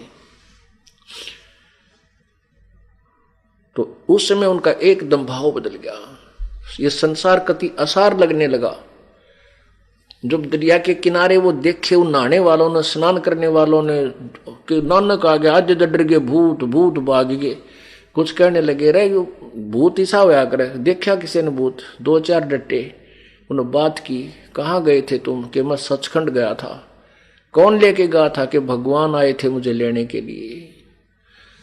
अब वो फिर उनके बहन और बहनोई तक बात गई, राजा तक बात पहुंची, सारा नगर भाग लिया देखने के लिए, घर ले आए। कहने का भाव ये है कि फिर मोदी खाने के अगले दिन नौकरी पर चले गए। नवाब ने पूछा कि कहाँ गए थे नानक जी? उस दिन जाकर के उसने क्या किया कि जाते ही को 2-3 दिन का सबका अकाउंट शेष था, वो सामान देना था। वो कहने लगे हम तक 3 दिन का सामान नहीं मिला। कहने के ले जाओ। अब उनके सामान गिने 1 2 3 13 के आगे गिने को नहीं, 13 यानी सारा लुटा दिया 13 करके, सारा खजाना खाली करके। और ऐसी ही वेशभूषा जैसी जिंदा महात्मा की परमात्मा की थी, ऐसा साधु बना के शमशान घाट पर जा बैठा कि भाई आड़े तो बुरा हाल हो गया जीव का, और कैसे पीछा छूटे। और भगवान बनारस में कैसे हो सकता है, यह बात जच्चे को नहीं, धानक के रूप में। कहने का भाव ये है, ज्यादा लंबा ना करके, तो फिर उन्होंने क्या कहा कि वो सचखंड वो फिर पहुंचे। उन्होंने पहली उदासी का क्या अर्थ होता है कि संसार से मन हट गया, मन कति उदास हो गया। और पहली यात्रा उसने सोचा कि भाई इस प्रकार का ज्ञान यदि कहीं कोई बोल रहा होगा तो वहां वो संत अवश्य होगा। इसलिए रास्ते में जाते समय जहां भी कोई संत मिला उससे चर्चा की कि रामकृष्ण से ऊपर भी कोई भगवान है। सबके नहीं ऐसा कोई नहीं, तो पंजाबी जो है तो तेरी बुद्धि खराब हो गई है, उससे ऊपर कोई भगवान हो सकता है? जान गए कि ये भी नकली है। ऐसे चलते चलते बनारस पहुंच गए। चले बनारस में पता करूं, दानक के रूप में रहे हैं, दानक तो बहुत हो सकते हैं, वहां जुलाए तो बहुत होंगे। फिर उनके याद आया कि उन्होंने कहा कि रामानंद जी एक सुप्रसिद्ध महात्मा है, उनसे उपदेश लिया, दीक्षा लिए। तो नानक जी रामानंद जी के दरबार में आश्रम में गए। उस समय नानक जी श्री रामानंद जी भी को भी परमात्मा ने ऐसे ही अपना साक्षात्कार सतलोक में भी दिखाया था और बालक रूप में वहां नीचे भी था। रामानंद जी उसके बाद वही कहानी कथा सब ने सुनाया करता। और इस प्रकार वहां रहने वाले नौकर भी इस जैसे यहाँ छोटे छोटे बच्चे भी इस तत्व ज्ञान से परिचित हैं। वर्तमान के जो दास का ज्ञान सुन रहे, बूढ़े बुजुर्ग भी परिचित हो गए जो कंटिन्यूस 2-4 वर्ष से हमारे साथ हैं। तो रामानंद जी के बारे में पूछा नानक जी ने, तो वहां सबने बता दिया कि वो महात्मा वहां रहते हैं आश्रम में। वहां जाकर के रामानंद जी को प्रणाम किया और उनसे पूछा कि यहाँ कोई कबीर नाम का आपका शिष्य है ना, आपका कोई शिष्य है जो यहाँ कबीर नाम है और धानक का काम करता। परमात्मा ने बता दिया था कि मेरा ये नाम है, वहां पर मैं रहता हूं। अब रामानंद जी ने कहा कि वो मेरा शिष्य नहीं, वैसे तो गुरु है। और नानक साहब ने पूछा कि क्या रामकृष्ण से ऊपर भी कोई भगवान है? रामानंद जी ने कहा कि भाई इनसे ऊपर भगवान मैं भी ना मान्या करता, पर वो भगवान स्वयं ही आया हुआ है। उसी ने मुझे सचखंड दिखाया, सतलोक, और वहां ऊपर जब देखा तो पता चला है और सत्य है कि रामकृष्ण तो बहुत जो नीचे सतर के राम है, वो परमात्मा कोई और है। नानक जी का फिट बात होगी, बात बनेगी, ये है अवश्य, यही ज्ञान चाहिए था मुझे। तो नानक रामानंद जी से कहा कि मुझे उस कबीर जी से मिला दो। रामानंद जी ने एक नौकर, छोटा सा मतलब एक सेवक था उनका नौकर, उसको भेज, यानी नौकर नहीं सेवक यानी भक्त, उसको कहा कि जाओ आज। हाँ, परमात्मा ने कह दिया था गुरु रामानंद जी से कि स्वामी जी कल आपका दास नहीं आएगा आश्रम में, क्योंकि मेरा जो कपड़ा बुनने का काम कई दिन का रह गया, प्रभु देर से आऊंगा, शाम में दर्शन करूंगा आपके। वो पता था कि वो प्यासी आत्मा आएगी और तड़फ होगी, तो इस दानक के कुटिया में भी आओगी। तो वहां जब कहा कि रुक जाओ आप, रामानंद जी ने कहा कि आप ठहरो, शाम ने यहीं आएंगे। अब कहाँ रुक जा था जिस पे परमात्मा की चाह है। वो कहने लगे मुझे उनके घर बता दो, मैं वहीं चला जाऊंगा। रामानंद जी ने एक सेवक से कहा, जा बेटा इस भगत को और परमात्मा से मिला दे, कबीर जी से। अब जब नानक जी उस भगत सेवक के साथ चले, उससे चर्चा करने लगे, क्या रामकृष्ण से उत्ते भी कोई रब है? वो भी जैसे हमारे बच्चे भी सृष्टि रचना से जो है ना ओतप्रोत हैं। वो कहने लगे रामकृष्ण तो एक विभाग के, एक विष्णु तो एक ब्रह्मांड में एक विभाग का सतोगुण का मंत्री है, और इनका पिता काल है, और इससे ऊपर परब्रह्म है, और वो पूर्ण ब्रह्म सतलोक पूर्ण परमात्मा का जो वो सबसे ऊपर का भगवान है, सर्वशक्तिमान है, वही तो काशी में आया हुआ है। ये वही भगवान है जहां आप जा रहे हो। ओए होए, तब नानक जी कहता है कि उत्तरा गजब, मैं तो इस परमात्मा कबीर जी के सेवकों की चरणों की धूल भी को ना, जो मेरा आज तक का ज्ञान था। परमात्मा पुणात्मा जिन भगवान चाहिए, एक चोट से धारिया जिन मिलन दाचा। जब दाके परमात्मा जानबूझकर उस दिन ये लीला दिखाना चाहते थे, अपना कपड़ा बुन रहे हैं खड्डी में बैठ करके, और वही सकल जो सतलोक में जिंदा वाले रूप में गई थी और तख्त पे विराजमान हो गए थे, और तेजो में शरीर उन्हीं में समा गया था। वही स्वरूप, वह सूरत, वो मोहनी सूरत वहां बैठी और कपड़ा बुन रही है। और देख कर उस डबल रोल में उस मालिक को नानक जी ने क्या कहा, कहते हैं फाई सूरत मुल्क की वेश, ए ठगवाड़ा ठगी देश, खरा सियाणा बहुता बार, लोगो ये धानक रूप रहा करतौर। और ऊंचे ऊंचे स्वर में बोला, आख्या में पानी आ गया। ये दानक रूप रहा करता। और अब जुल्हाए लोग कबीर जी ने दानक भगवान कैसे माने, वो तो उनका कुलीक था। ओ तेरा गजब, अड़न्यो बिजली पड़ रही है, लेकिन लाल की परख जोर ही कर सकता है। नानक जी जोर ही हो गए थे। तब नानक जी की उसकी वार्ता हुई परमात्मा की। परमात्मा बोले, प्यारी आत्मा, अब तेरी कोई नहीं सुनेगा, ये मान लेना सत्य मेरी, बाकी आप उपदेश करो। लो, और ये सत्य पहला मंत्र दिया। और हफ्ता 10 दिन, महीने 2 महीने वो वहीं रुके कि मैं तो आपका दास, आपके साथ रहूंगा कुछ दिन। तो दूसरा नाम कुछ, क्योंकि प्यारी आत्मा को ऐसी जरूरत नहीं कि 4 महीने होने चाहिए, उसको महीने 2 महीने में 10 दिन में जब भी अधिकारी है दूसरा मंत्र दिया जा सकता है। लेकिन अब कलयुग घोर आ गया है, और इसलिए हम थोड़ा समय इस प्रथम मंत्र के अभ्यास का आपको देते हैं। और शराबी को अभी घने हो गए, इतने वो बुराई छूटनी होगी तो छोड़ लेगा, ना कुएं में पड़ो।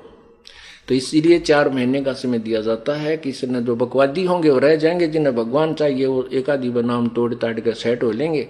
सतनाम लिए पाछा नाम नहीं टूटना चाहिए, यह भी तुम घने लेट हो जाओगे। तो कहने का भाव कि दूसरा भी नाम ले लिया, सतनाम है। ओए होए होए, फिर लाने लगे रट रट तरह गजब। ये थे वो मंत्र, और ये है वो गुरु। वाहे गुरु सतनाम श्री वाहे गुरु, सतनाम श्री वाहे गुरु। अब लागे रटना, रत मर गया था, कति बात बिगड़ गई थी, जीवन नष्ट हो गया था। अब नानक जी ने, गरीबदास जी ने अपनी वाणी में कहा कि झांकी वेख कबीर की, नानक की वाह सिखा के गलपड़ी कौन छुटावे था। अब नानक जी तो वाहे गुरु कहते उस कबीर परमात्मा का नजारा सतलोक में देखकर कि वाहे गुरु वो भगवान या गुरु रूप में आया है। अब वो तो वाहे गुरु के भगवान कबीर साहब को। अब सिख धर्म के, पवित्र सिख धर्म के लोगों के नाम तो वाहे गुरु नाम जपाए, वाहे गुरु वाहे गुरु वाहे गुरु वाहे गुरु वाहे गुरु। अब परमात्मा कहते हैं या सिखा के गलपड़ी कौन छुटावे था, इसने कुकर छुटवाई। मैंने यहाँ भगत आते हैं, ये कथा सुना देता हूँ जो पवित्र सिख धर्म से संबंधित है। जो समझदार हैं वो कहते हैं जी मारी तो छूट गई, और कोशिश कराएंगे औरों को भी समझाएं, हो सकता उनका भी उद्धार हो जाए। बोलो सतगुरुदेव। कर जोरूं विनती करूं, धरूं चरण पर शीश। गुरु राम देवानंद जी महाराज ने दियो नाम बख्शीश। कोटि कोटि सिजदा करूं, कोटि कोटि प्रणाम। चरण कमल में राखियो मैं, बंदी जाम गुलाम। कुत्ता तेरे दरबार का, मोतिया मेरा नाम। गले प्रेम की जेवड़ी, जा खेचो जाऊं मैं। तो करो तो बावड़ूं, दूर दूर करो तो जाऊं। जो राखो तो ही रहूं, जो देवो सो खाऊं। कबीर लूट सको तो लूटियो, लूट सको तो लूटियो। राम नाम की लूटी, पीछे फिर पछताओगे, प्राण जाएंगे छूट। नहीं भरोसा देही का, विनस जावे क्षण माही। श्वास उश्वास में नाम जपो हो, और यतन कछु नाही।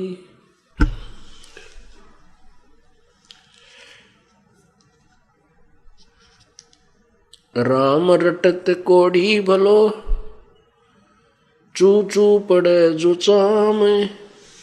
ये सुंदर शरीर किस काम का, जा मुख नाही नाम। राम रटत कोढ़ी भलो, चू चू पड़े जो चाम, सुंदर शरीर किस काम का, जा मुख नाही नाम। राम रटत दारिद्र भलो, टूटी घर की छान, वो कंचन महल किस काम के, जा भक्ति नहीं भगवान।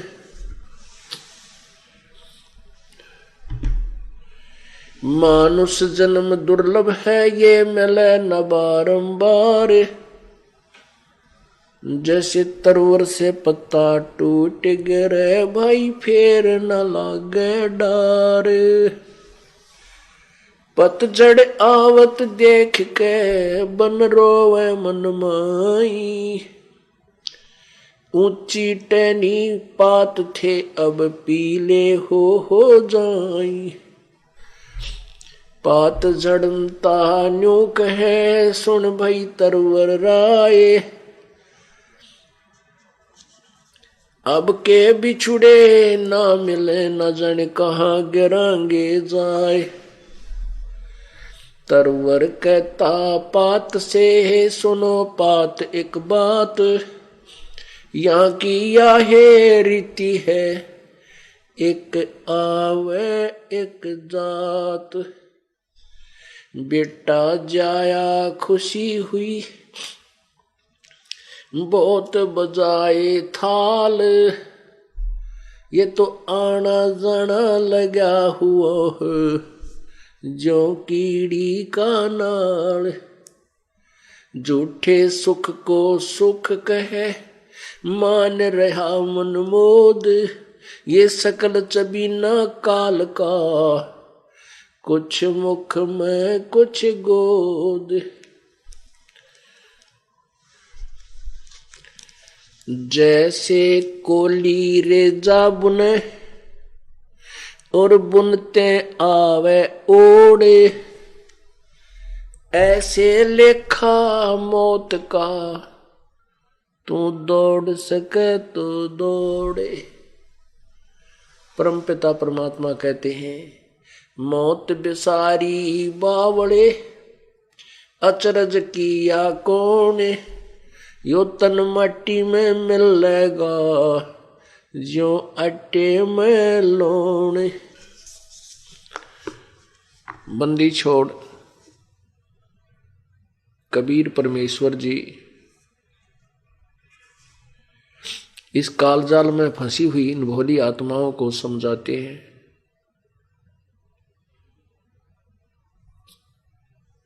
लेकिन हम इतने अनजान हो चुके हैं, हम इस लोक वेद को सुन सुनकर इतने अज्ञानी हो चुके हैं कि हम परमात्मा को पहचानना ही भूल गए। हमारे पास कोई ऐसा पैमाना, ऐसा कोई तुलनात्मक तरीका नहीं रहा था जिससे हम भगवान को पहचान सके। बंदी छोड़ कबीर परमेश्वर जी ने एक विशेष रजा रखी है कि उन्होंने इस भक्ति को जीवित रखा है। परमात्मा समय समय पर नाना रूप धार कर, भिन्न भिन्न वेशभूषा बना करके कहीं ना कहीं तुरंत प्रकट हो जाते हैं और अपना गुप्त लीला करके चले जाते हैं। अब जैसे पुण्यात्माओं, सुबह सत्संग में आप सुन रहे थे कि श्री नानक साहिब जी वो पुण्य आत्मा थी जो कभी परमेश्वर कबीर जी के चरणों में किसी युग में ऐसे रही है जैसे आप जी अब उस परमेश्वर की शरण में इस दास के बताए ज्ञान के आधार पर जो प्रभु दत्त ही है उस पर आप तत्परता से लग गए हो। ऐसे लगी हुई आत्मा को परमात्मा फिर छोड़ता नहीं। ठीक है, ये अनजानपने में अपने जीवन जाता है, ये अपने जन्म बढ़ा लेता है, लेकिन परमात्मा आपके लिए भटकते फिरते रहते हैं।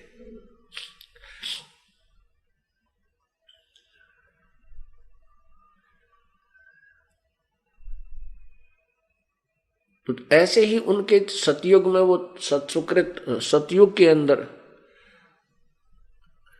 यही नानक जी वाली आत्मा राजा अम्बरीश थे। त्रेता में वो जनक जी थे जो सीता जी के पिताजी कहलाए, और द्वापर युग के अंदर वो स्वर्ग या अन्य अपने जीवन योनिया में घूमते रहे अपना कर्म संस्कारों से। उसके बाद कलयुग में उसी आत्मा का श्री कालूराम मेहता खत्री पश्चिमी पाकिस्तान के घर पुत्र के रूप में जन्म हुआ। उनको फिर परमात्मा मिले, सचखंड दिखाया, सतलोक के दर्शन कराए, वहां अपना वास्तविक स्वरूप दिखाया। तो ऐसे ही हम वो परमात्मा हमारे पीछे घूमता रहता है, भटकता रहता है और हमें तत्व ज्ञान सुनाता रहता है। तो वो अपनी समय समय पर आकर के अपनी लीला से, अपनी शक्ति से की रक्षा कर जाता है। जैसे एक समय ये द्रौपदी जो है, ये कौन है?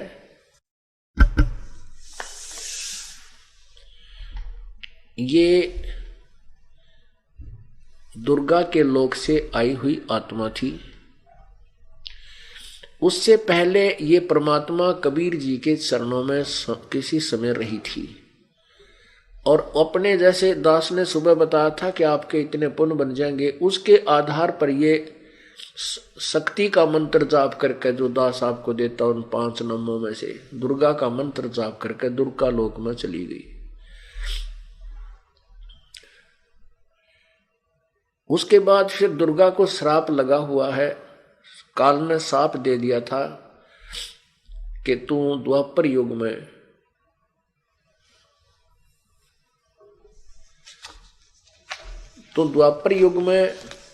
उत्पन्न होगी और तेरे 5 पति होंगे।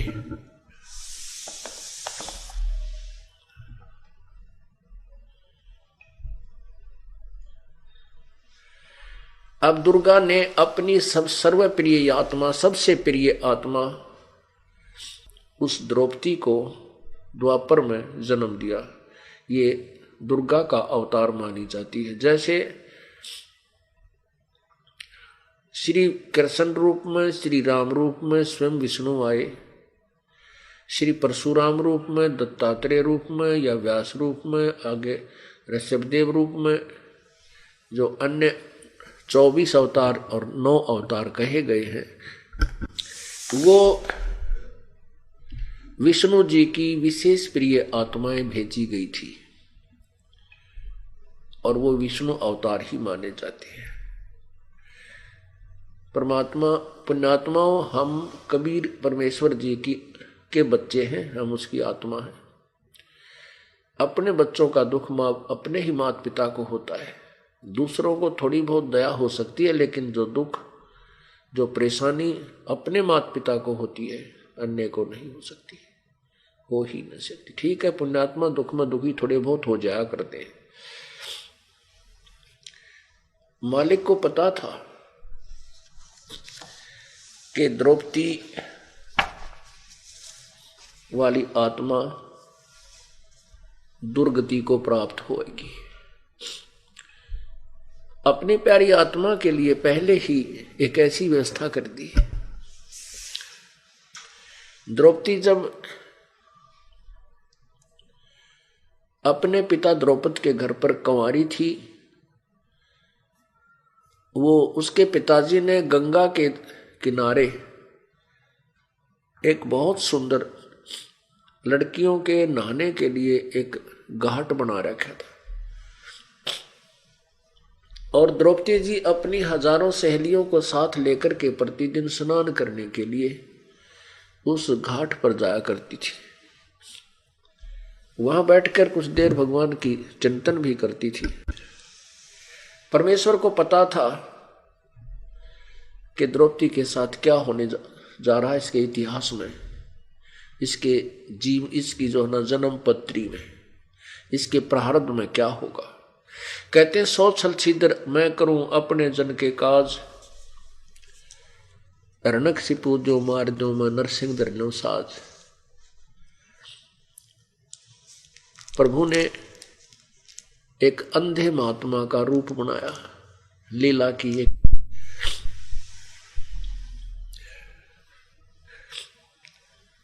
और द्रौपदी स्नान करने के लिए सुबह सुबह मुंह अंधेरे स्नान करने के लिए उस घाट की तरफ चली, हजारों सहेलियां उसके साथ थी। उधर से वो महात्मा, अब हम आपको, क्योंकि जो कथा है वो कथा के पात्र के अकॉर्डिंग ही सुनाने से उसका आनंद आता है। एक अंधा महात्मा स्नान करने के लिए घूमता फिरता, रात्रि में गर्मियों के दिन थे, वहां रुक गया। उसको नहीं पता था या कोई घाट भी है, इतना अवश्य था कि कलकल की आवाज आ रही है, यहाँ ठंडी ठंडी हवा चल रही है, तो इस तरफ दरिया है। इतना आइडिया अंधे को हो जाता है।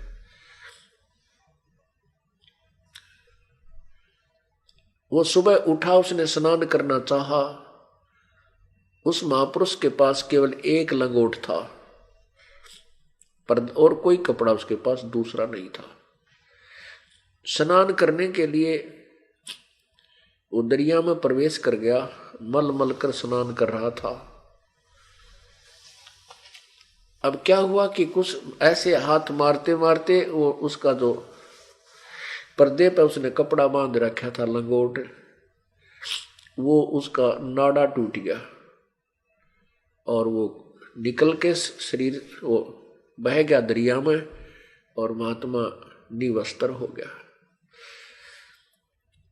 अब तो उसने सोचा भी तो उधर से क्या हुआ कि लड़कियों के आने की आवाज उसके कानों में पड़ गई। लड़कियां आ रही थी, क्यों 1000 लड़कियां आपस में बोल रही हैं, कोई चर्चा कर रही हैं, और रात्रि कुछ सुबह सुबह की आवाज दूर तक जाती है। अब महात्मा जी ने सोचा भैया तो बात बिगड़ गई। सुबह हो गया, दिखे लड़कियां इधर आ रही हैं और वो स्नान करने आई होंगी, और सवेरा, इसका सिद्ध है कि सवेरा होने वाला है। वो पानी में गहरा चला गया, इतना कि मैं निवस्त्र हूं और या तो बात बिगड़ गई। यहां आसपास कोई नहाने का दिखा, लड़कियों का घाट है।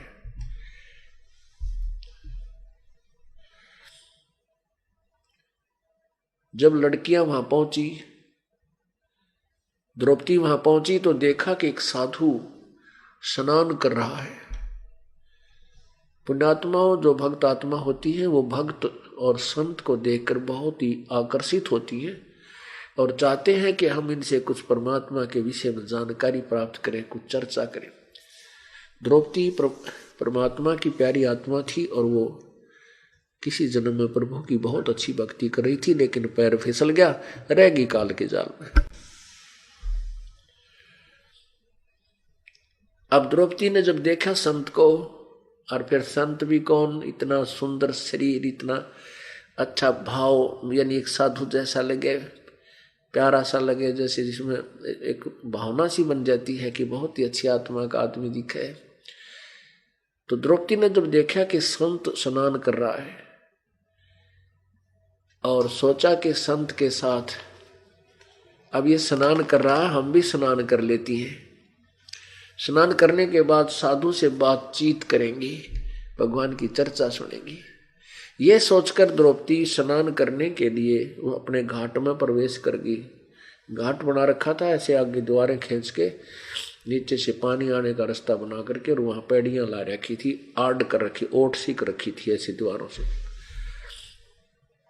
अब द्रौपदी नाली स्नान कर लिया। स्नान करके फिर उसने कपड़े पहन लिए। कपड़े पहनकर देखा, साड़ी बांध ली। जब उसने देखा महात्मा चला तो नहीं गया,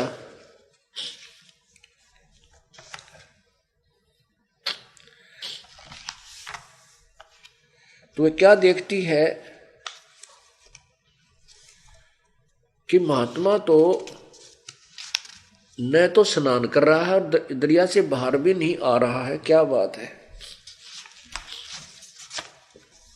तब उसने बहुत ध्यान पूर्वक देखा, तो क्या देखा कि वो स्नान नहीं कर रहा है, कोई वस्तु गुम हो जाती है, उसको ढूंढ रहा हो। अब वो ऐसे हाथ मार रहा था, वो न सोचा था कि कोई कपड़ा बहता हुआ आ जाए इस पानी में और मैं उसको लपेट के चला जाऊं यहां से। अब कैसे निकलूं भगवान, दिन में तो बाहर जा नहीं सकता, रात्रि में निकलूंगा। उधर से द्रौपदी ने विचार किया कि महात्मा तो कोई चीज ढूंढ रहा है। फिर उसने अपने दिव्य दृष्टि से देखा कि महात्मा तो निवस्त्र है। तो उस लड़की ने आव देखा ना ताव देखा,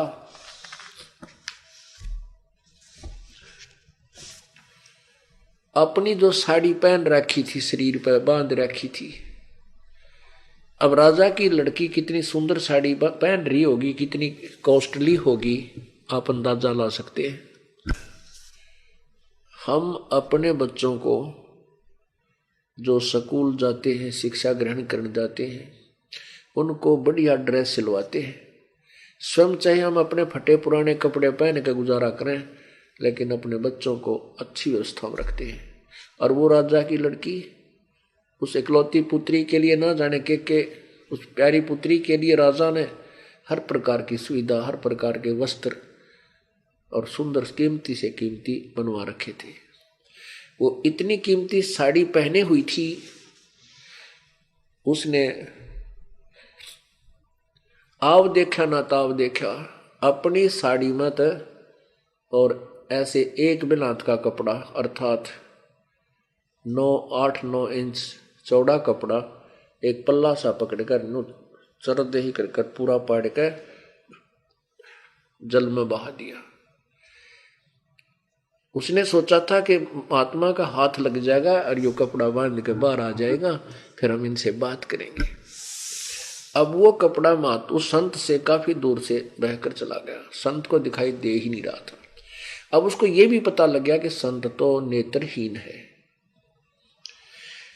उसने 7-8 कपड़े ऐसे टुकड़े पाड़े। अब देखो, दो टुकड़े कितने हो गए, 1.5 फुट और फिर 3 फुट, 8 मत 5-6 फुट जो है,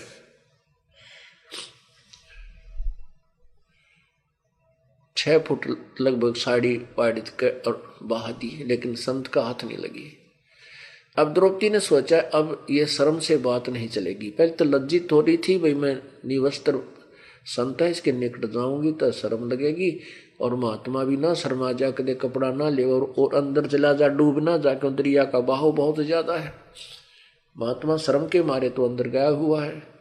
तो लड़की ने क्या सोचा कि यूं बात नहीं बढ़े, मेरे पिता समान है, और लंबी लाठी ढूंढ कर जंगल में था लकड़ी बहुत लंबी सी, उसके एक और पाड़ी, एक गट, एक बिलात का टुकड़ा साड़ी का, और उसका लपेटा देकर ऐसे लंबा कर दिया। शायद धीरे धीरे संत ऐसे हाथ मार रहा था, उसके हाथ के निकट कर दिया और संत का हाथ लगा, उसने फट पकड़ा। ये भगवान बड़ी दया करी आपने, 100 शुक्र मनाया। फिर उसने देखा, क्योंकि अंधे के हाथ आंखों का काम करा करे, उसने देखा कि भाई ये तो आम कपड़ा को नहीं, ये तो किसी बेटी के साड़ी का कपड़ा है, और वैसे भी नहीं है तो बिल्कुल पैमाइश से पाड़ कर डाल रखे है।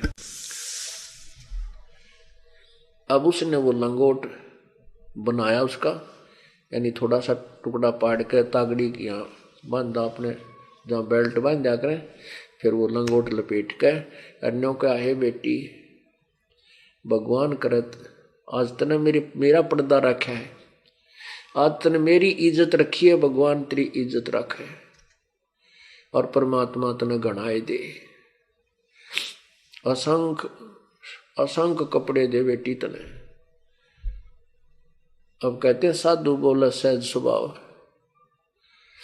जो चाहे सो कर दे। सात वचन पलटे नहीं चे पलट जाओ ब्रह्मांड। अब उन्होंने कपड़ा बांध लिया, द्रौपदी चली गई कि बहुत देर हो चुकी है, घर वाले भी गुस्सा होंगे, चल चलते हैं। अब पुण्यात्मा इसको संत कहते हैं, ये पिछले जो संस्कार हैं वो डटे नहीं डटा करें। जैसे नानक जी को उनके पूज्य पिताजी ने कहा, बेटा कुछ तो व्यापार बिजनेस कर ले, क्योंकि मेहता खत्री परिवार में जन्म था और वो व्यापार किया करते थे, उनका अपना कोई धंधा कर ले भाई। उसने पैसे दिए तो उन सब पैसों को साधु संतों को खिलाया, उस पर डटे ना भूखे थे और एक दूसरे से बात कर रहे थे। वही आज तक 3 दिन हो गए भोजन नहीं खाया ढंग से, पेट भर के। तो नानक जी ने सुन लिया, कहने लगा बैठो महात्मा जी, आज वो खाना खिलाऊंगा। तो ला कर सारा सामान समून भंडारा दे दिया, उनके कपड़े कुपड़े समा कर उनको तैयार कर दिया। ऐसे ही द्रौपदी देखो, कहते हैं बैराग नाम है त्याग का, ये 5-25 माही,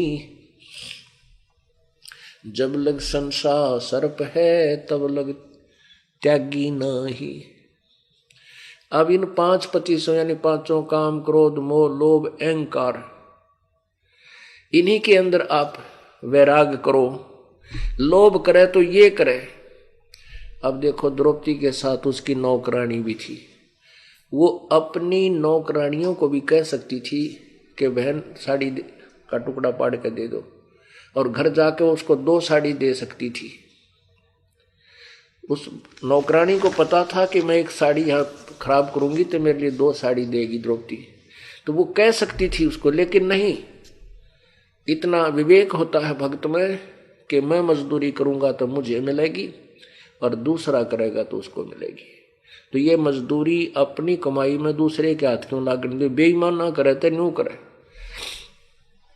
लोभ करे तो यूं करे। तो उसने वो मजदूरी उस बांदी दासी नौकरानियों के हाथ नहीं जाने दी, अपनी साड़ी पाड़ कर और संत के सामने फटाफट बहा दी, आगा पीछा नहीं देखा। तो कहते हैं नुक्ते ऊपर रिज जगारे, कोट करम जल जा तुम्हारे। ये इन बातों पर परमात्मा प्रसन्न होता है कि ये हृदय से आज इसने दान किया है, और दान सुपात्र को किया हुआ लाभ देता, कुपात्र को नहीं।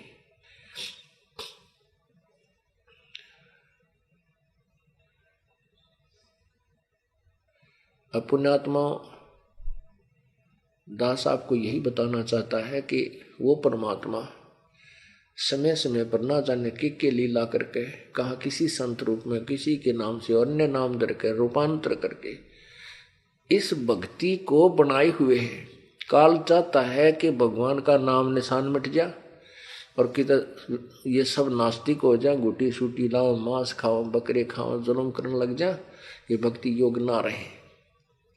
और योग कर दिया उसने। हिंदू समाज, पवित्र हिंदू धर्म के अनुयायी मुसलमान धर्म के व्यक्तियों को, अनुयायियों को इसलिए बुरा कहा करते, वो मांस खाते थे।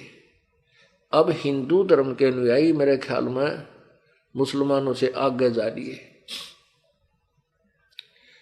उधर से पवित्र सिख समाज के अंदर शराब, मांस, तमाकू की तो नाम मात्र नहीं था, और अब उसमें देखे मांस तो ऐसा होगा जैसे दाल रोटी हुआ करे, और शराब जैसे पानी पिया करे। अरे किसी उन 10 महापुरुषों में से एक का तो नाम गिना दो जिसने ऐसा शराब, मांस आदि का प्रयोग किया हो।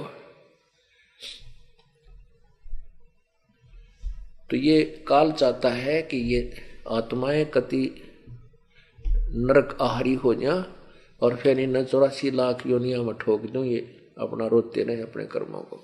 और परमात्मा आता है, कोई ऐसी व्यवस्था होती है तो अपनी भक्ति यानी भगवान की समर्थता को बनाए रखने के लिए, बनाए रखने का मतलब है कि हमारे यानी पुण्यात्माओं के अंदर उसकी व्यवस्था बनाए रखने के लिए, श्रद्धा बनाए रखने के लिए ऐसी लीलाएं कर जाता है। फिर उनके गुणगान काफी वर्षों तक होते रहते हैं।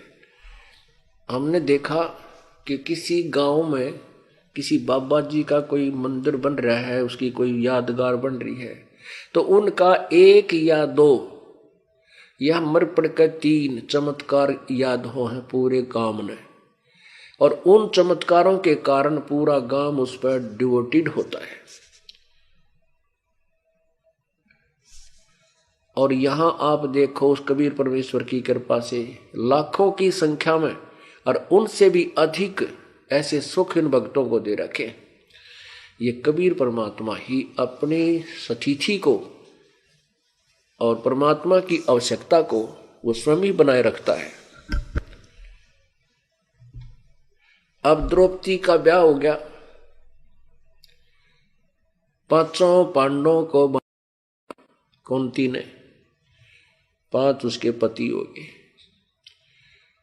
अब देखो हम इतिहास पढ़ा करते हैं महाभारत का। अब युधिष्ठिर को कहते हैं बड़ा नेक और धर्मात्मा और बड़ा विद्वान, बड़ा बुद्धिमान व्यक्ति था, और वो जुआ खेला है। वो जुआ खेला और जुए के अंदर उसने सारा राज जता दिया और गेला अपनी पत्नी जता दी। तेरा गजब हो। आज तक मेरे ख्याल ये इतिहास, इतना गंदा इतिहास कितना सुनने को नहीं मिला जो अपनी पत्नी ने जुए में जता दे। और इन इतिहासों को, इन महाभारत की कथाओं को हम पढ़ के काख पीटा करते। अब द्रौपदी जुए में जता दी, दुर्योधन ने जुए में वह जीत ली। अब द्रौपदी ने एक दिन, राजा युधिष्ठिर ने एक शीश महल बनाया था शीशे का, और उसमें दुर्योधन चला गया, उसको आमंत्रित किया। और द्रौपदी पानी लेकर के नीचे से, क्योंकि कोई अनुष्ठान कर रहे थे गृह प्रवेश का, वो स्वयं नहा धोकर अपने स्वयं जल ले आई थी तालाब से।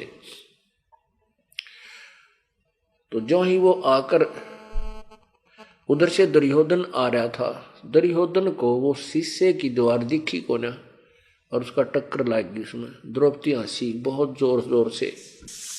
अब उसने तो ऐसे मजाक किया था भाई जैसे अब देवर समझ गए, और कहा था कि अंधों की संतान अंधी ही होती है, नो कह दिया। अब वो दुर्योधन जल खो रहा था, उसने इस बात का घना दुख मान लिया और मन में सोच लिया कि तुझे दिखाऊंगा कभी दिन में तारे, हम अंधे की संतान कही है तुझे। क्योंकि धृतराष्ट्र जी जो दुर्योधन और के पिताजी थे वो जन्म जात अंधे थे, जन्मांध थे। अब उस प्रतिशोध को लेने के लिए दुर्योधन ने जुए की चाल चली और द्रौपदी को जीत लिया। अब जब वो जुए में हार चुका द्रौपदी को भी, उस समय एक नौकरानी दौड़ी दौड़ी आई कि द्रौपदी बात बिगड़ गई और तेरे साथ बड़ा बदसलूक किया जाएगा, सब उसमें भरी सभा के अंदर तुझे नंगा करेंगे, ये उनकी चाल है। दुर्योधन ने कहा कि लाओ उस द्रौपदी को पकड़ के, अब वो हमारी स्त्री होगी और उसको नंगा करो यहाँ सबके समक्ष, और नंगा करके मेरी सांथलों पर बैठा दो। इतनी कृतघ्नता पर आ गया वो दुष्ट आत्मा। और उस सभा में कौन कौन विराजमान थे, तो वो वहां पर भीष्म पितामह, द्रोणाचार्य, कर्ण जैसे योद्धा, विदुर और 5 ये महाबली पांडव और 101 ये कौरव, उनका मामा सुकनी और बहुत से राज दरबारी। अब द्रौपदी ने कहा उस नौकरानी से कि क्या क्या कह रही है तू पागल, उस सभा में कौन कौन है, उसने सारे बता दिए। फिर कैसे नंगा कर देंगे मुझे, भीष्म पितामह जैसे बैठे, द्रोणाचार्य गुरुदेव बैठे और कर्ण जी योद्धा बैठे, चाचा विदुर वहीं पर हैं, ये भी हो सकता है बावड़ी कहीं की। इतने में दुशासन पहुंच गया और पकड़ कर उसके बाल और घसीट के ले आया। और वहां कहा दूसरा दुर्योधन ने कि इसका नंगी कर और बैठा दे मेरी सांथलों पर, जांग पर। हम तो अंधे हैं, हम क्या देख थोड़े सकते हैं, इसको शर्म थोड़ी आएगी। अब द्रौपदी ने पहले तो देखा भीष्म पितामह, द्रोणाचार्य और कर्ण की तरफ, जैसे ऐसे देखा कि आप, उन्होंने देखा कि भी धमका देंगे इनको और सत्कर मानना। यदि भीष्म पितामह खड़ा होकर कह देता दुर्योधन को खबरदार इस लड़की का हाथ लगाया, दुर्योधन की हिम्मत नहीं थी, वो इतना सूरवीर थे। या द्रोणाचार्य कह देता, वो भी इतने सूरवीर थे, या कर्ण कह देता। लेकिन उस दुर्योधन के मलिन अन्न को खाकर उनकी आत्मा दूषित हो चुकी थी। उनके मुख से कुछ भी नहीं निकला और देखते रहे। कुछ नहीं कहा, तू क्या कर रहा नालायक, ऐसा जुल्म। फिर उसने देखा कि ये तो नहीं बोले, फिर अपने पांचों पांडवों की तरफ देखा कि ये तो सहन नहीं करेंगे, बक्कल तार देंगे इनका। अब वो हार चुके थे, बंध चुके थे अपने जबान से, कर्म से। जब उन पांचों पांडवों अपने पतियों की तरफ देखा तो उन्होंने नीचे गर्दन कर ली और दुर्योधन साड़ी पकड़ चुका था। उस समय केवल एक पुण्यात्मा खड़ी हुई, विदुर जी खड़े हुए, वो भक्त बीज थे। उन्होंने खड़ा होकर कहा, विदुर कहे ये बंधु थारा, एक कुल एक परिवारा। विदुर बोले, नाला को तुम किसकी बेइज्जती कर रहे हो? अपने ही वधू की, अपने ही कुल की को नंगा कर रहे हो, इनकी बेइज्जती कर रहे हो। तुम एक ही कुल के आदमी, चाचे ताऊ घनी दूर नहीं हुआ करते। कहते हैं विदुर कहे ये बंधु थारा, एक कुल एक परिवारा। जब इतनी बात कही ना विदुर ने, तो दुशासन ने अपने चाचा के थप्पड़ मारा और कहने लगा, विदुर के मुख लगा थपेड़ा, बोला तू तो है पांडवों का चमचा। विदुर ने, दुशासन ने अपने चाचा के थप्पड़ मारा और कहने लगा, तू तो इनका चमचा है, तू तो बांदी का जाया हुआ है। यानी उसको एक बहुत ज्यादा जलील किया।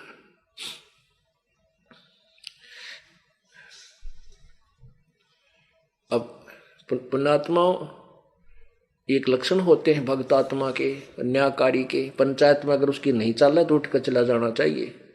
जब विदुर की बेइज्जती कर दी, थप्पड़ मार दिया और कहा कि देखा कि तेरी बात नहीं चलेगी, उठ कर चला गया। और बाकी वो भीष्म पितामह, द्रोणाचार्य, कर्ण जैसे वहीं बैठे रहे। उनके अंदर कितना गंध होगा कि लड़की को नंगी करेंगे, देखेंगे और ऊपर से ब्रह्मचारी बने बैठे। खड़ा हो जा, चला जाना चाहिए था, या उनका गुट मारो घेर के, खबरदार जो लड़की का हाथ। ऐसा जुल्म कोई देखा कि सभा में औरत को नंगा करा जा? और इसी इतिहास को हम पढ़ा करते और इसे मोटे महाभारत में ठाए फिरा करते थे। ये चरित्र थे इन काल के दबाव में आकर ये सब ऐसे जुल्म सहन करते रहे।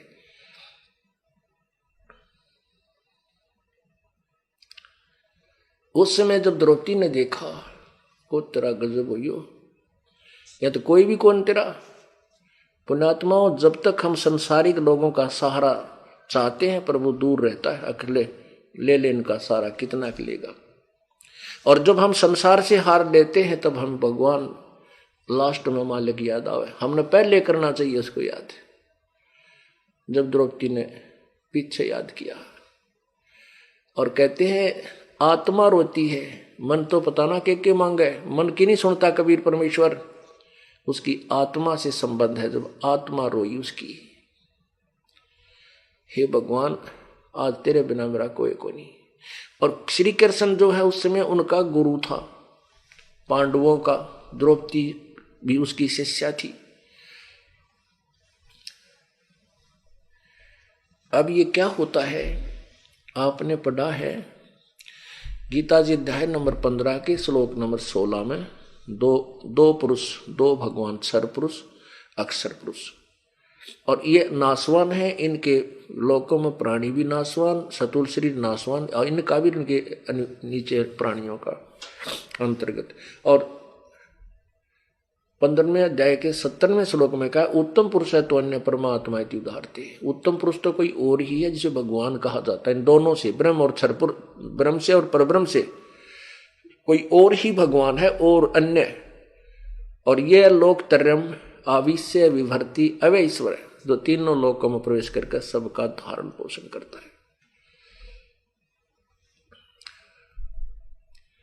अब वही परमात्मा कैसे करता है?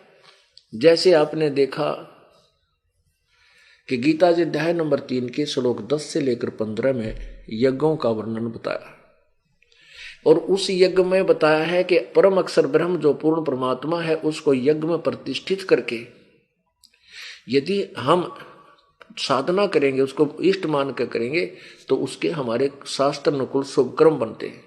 जैसे हम मूल एक उल्टा लटका ये संसार रूपी भक्ति रूपी पौधा बीजेंगे, तो हम किसको, हम जड़ की पूजा करेंगे। जैसे हम ये भक्ति रूपी पौधा लाए,